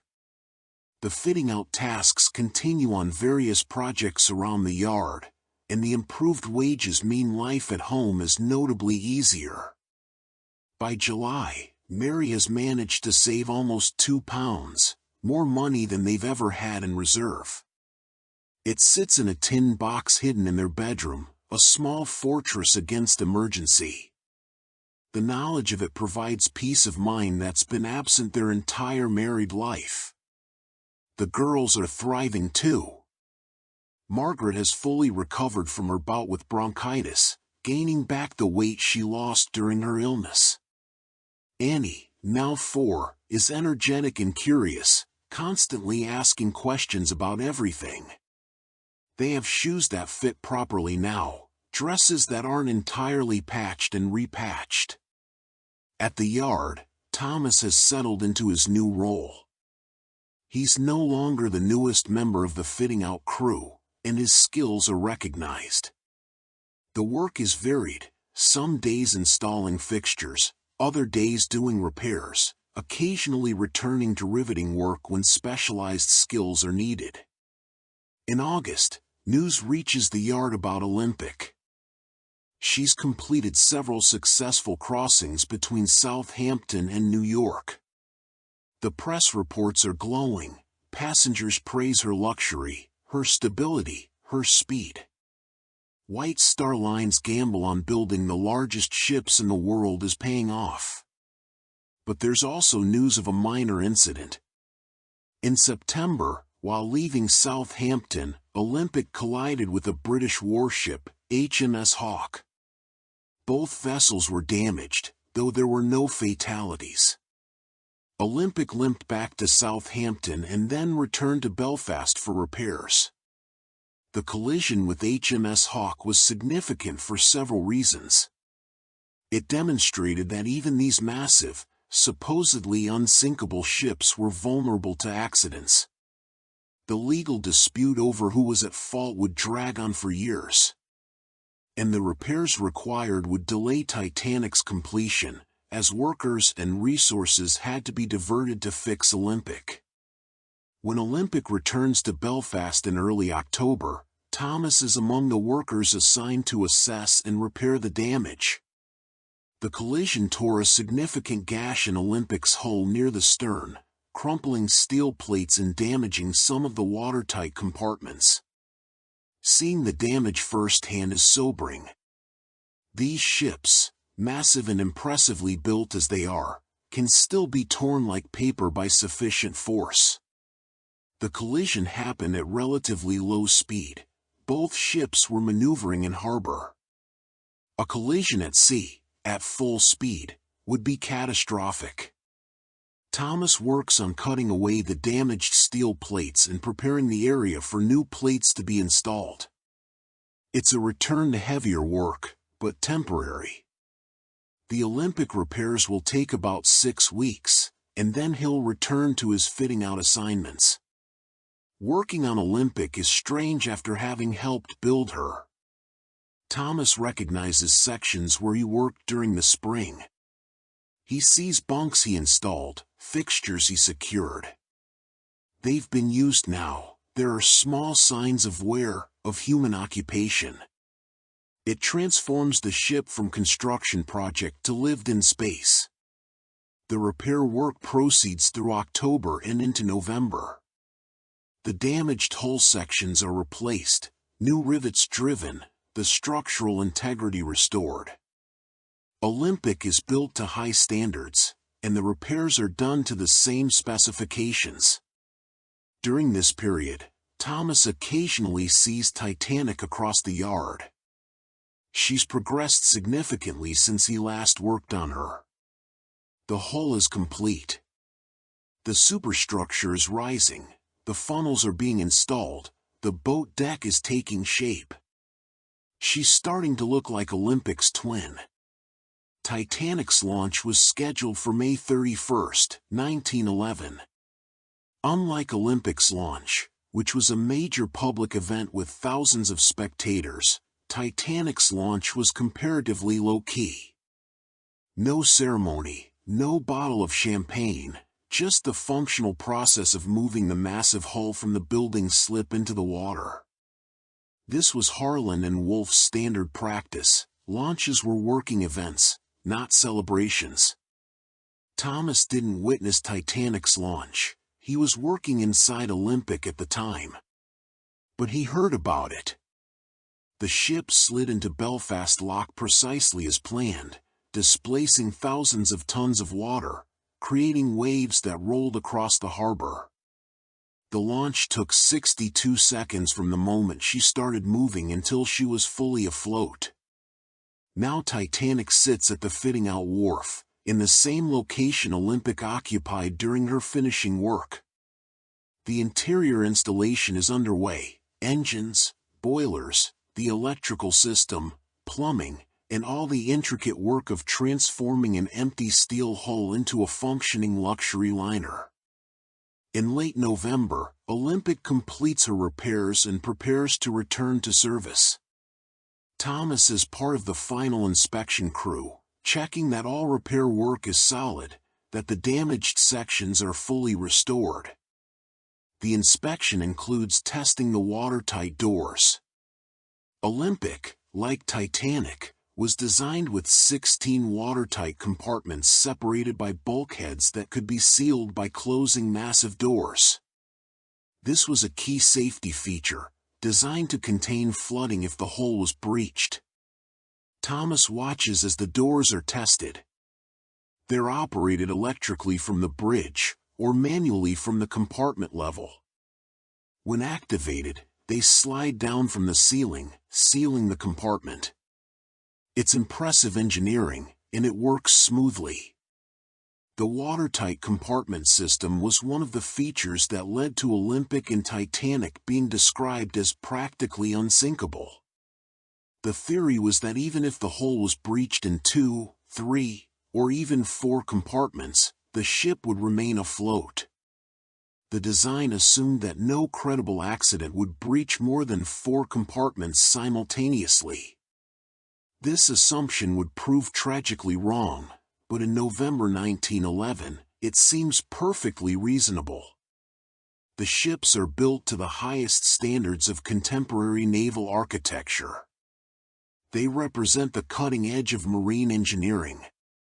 Olympic departs Belfast in late November, returning to her Southampton, New York service. Thomas watches her leave, satisfied with the repair work. The ship is sound, fully restored, ready to continue her career. And now, with Olympic gone, attention shifts fully to Titanic. In December, Thomas is reassigned to Titanic's fitting out. It's a strange homecoming, returning to the ship where he spent months driving hull rivets, but now working on the interior spaces, seeing the ship from a completely different perspective. The work is fascinating. Titanic's interior is even more luxurious than Olympic's in some details. White Star learned from Olympic's first months of service, making small improvements and adjustments in Titanic's design. Thomas works in various sections. Some days in the crew quarters, installing the same kind of bunks and fixtures he worked on in Olympic. Other days in third-class passenger areas, securing simple but functional furnishings. He's never assigned to first-class areas. That work goes to the most skilled craftsmen, specialists in fine woodwork, marble installation, decorative metalwork. But he sees glimpses of the first-class spaces as he moves through the ship. The grand staircase, with its ornate wooden carvings and elaborate ironwork. The luxurious staterooms, each one larger than his entire house. The swimming pool, an incredible luxury, a heated saltwater pool inside a ship. The contrast between first-class luxury and crew quarters is stark. First-class passengers will sleep on carved wooden beds with fine linens in rooms paneled with expensive wood. Thomas sleeps on a thin mattress in a narrow house. First-class passengers will dine on multiple courses in an elegant restaurant. Thomas eats bread and potatoes at a small table. Yet both the luxury and the simplicity depend on the same thing: skilled workers like Thomas, building and installing and maintaining everything that makes the ship function. Christmas 1911 approaches. For the first time in years, the Kelly family can afford small luxuries. Mary buys oranges for the girls, a small ham for Christmas dinner, even a few peppermint sticks as treats. They're not wealthy, but they're comfortable, and that's a gift in itself. Thomas has Christmas Day off. The yard closes for the holiday. The family attends church in the morning, then returns home for their Christmas meal. It's simple by first-class standards but feels like abundance to them. After dinner, Thomas sits with Margaret and Annie, telling them about the ship. It's the biggest ship in the world, he explains. Bigger than anything anyone has ever built. It will carry over 2,000 people across the ocean to America. Will we ever go to America? Margaret asks. It's a dream for many Irish families, emigration to America, the land of opportunity. Maybe someday, Thomas says, giving the standard parental answer to impossible questions. But privately, he knows that if his family ever did go to America, it wouldn't be on a ship like Titanic. It would be on something cheaper, more crowded, less luxurious. If they went at all. Emigration to America was a constant feature of Irish life in the early 20th century. Economic opportunities in Ireland were limited, and many families saved for years to afford passage to America. Third-class accommodations on ships like Titanic cost about £7 to £8 per person, several months' wages for a worker like Thomas. Many immigrants traveled in even cheaper, more crowded conditions on older ships. The holidays pass, and work resumes. January 1912 brings renewed focus on completing Titanic. The ship is scheduled to enter service in the spring, and there's pressure to finish on time. Thomas's work continues through January and into February. The ship is becoming more complete each week. The machinery is being tested, engines turned over, boilers fired up, electrical systems activated. The ship is coming alive. In early March, Thomas is working in one of the third-class dining saloons when he overhears two engineers discussing the upcoming sea trials. Scheduled for late March or early April, one says. Weather depending. Then she'll sail to Southampton for her maiden voyage on April 10th. April 10th. A date that means nothing to Thomas now, but which will echo through history. The work intensifies as the completion date approaches. Longer hours, more urgency. Thomas is exhausted again, but it's temporary. Once Titanic sails, he'll return to more routine assignments, and the improved wages will continue. In late March, the final installations are completed. The ship is furnished, equipped, ready. She undergoes her sea trials on April 2nd, 1912. Just a brief trip into the Irish Sea, testing speed and maneuverability, checking systems. The trials are successful. Titanic performs as designed. She's declared fit for service and ready to begin her career. On April 2nd, after the sea trials conclude, Titanic sails from Belfast to Southampton. Thomas is not aboard. His work is done. He stands on the dock with hundreds of other workers, watching the ship depart. She's magnificent. The largest moving object in the world, her four funnels rising against the sky, her hull stretching impossibly long. She moves with surprising grace for something so massive, cutting through the water smoothly. Thomas feels pride watching her go. His work is in that ship, thousands of rivets he drove personally, fixtures he installed, repairs he made. When she sails across the Atlantic, his labor will be part of what keeps her afloat, keeps her passengers safe. He doesn't know that in just over a week, on April 10th, Titanic will depart Southampton on her maiden voyage to New York. Doesn't know that 4 days later, on April 14th, she'll strike an iceberg in the North Atlantic. Doesn't know that in less than 3 hours after the collision, she'll sink, taking over 1,500 people with her. He doesn't know that people will question the rivets, will examine the steel, will wonder if construction flaws contributed to the tragedy. Doesn't know that his work, the work of thousands like him, will be scrutinized and debated for over a century. All he knows, standing on the Belfast dock on April 2nd, 1912, is that he helped build something remarkable. Something that represents the pinnacle of human achievement. The boring daily life of a Titanic shipbuilder. Not just about the building, but about the moment of completion. The satisfaction of seeing your work sail away. The pride of having contributed to something larger than yourself. And in the distance, unseen and unimaginable, the iceberg, drifting south. The date. The time. The tragedy. But that's the future. And Thomas, like everyone else, cannot see it coming. And so Thomas's story concludes with the ship's departure, his labor complete, his contribution forever embedded in history. May these hours have brought you peace, knowledge, and restful sleep. Good night.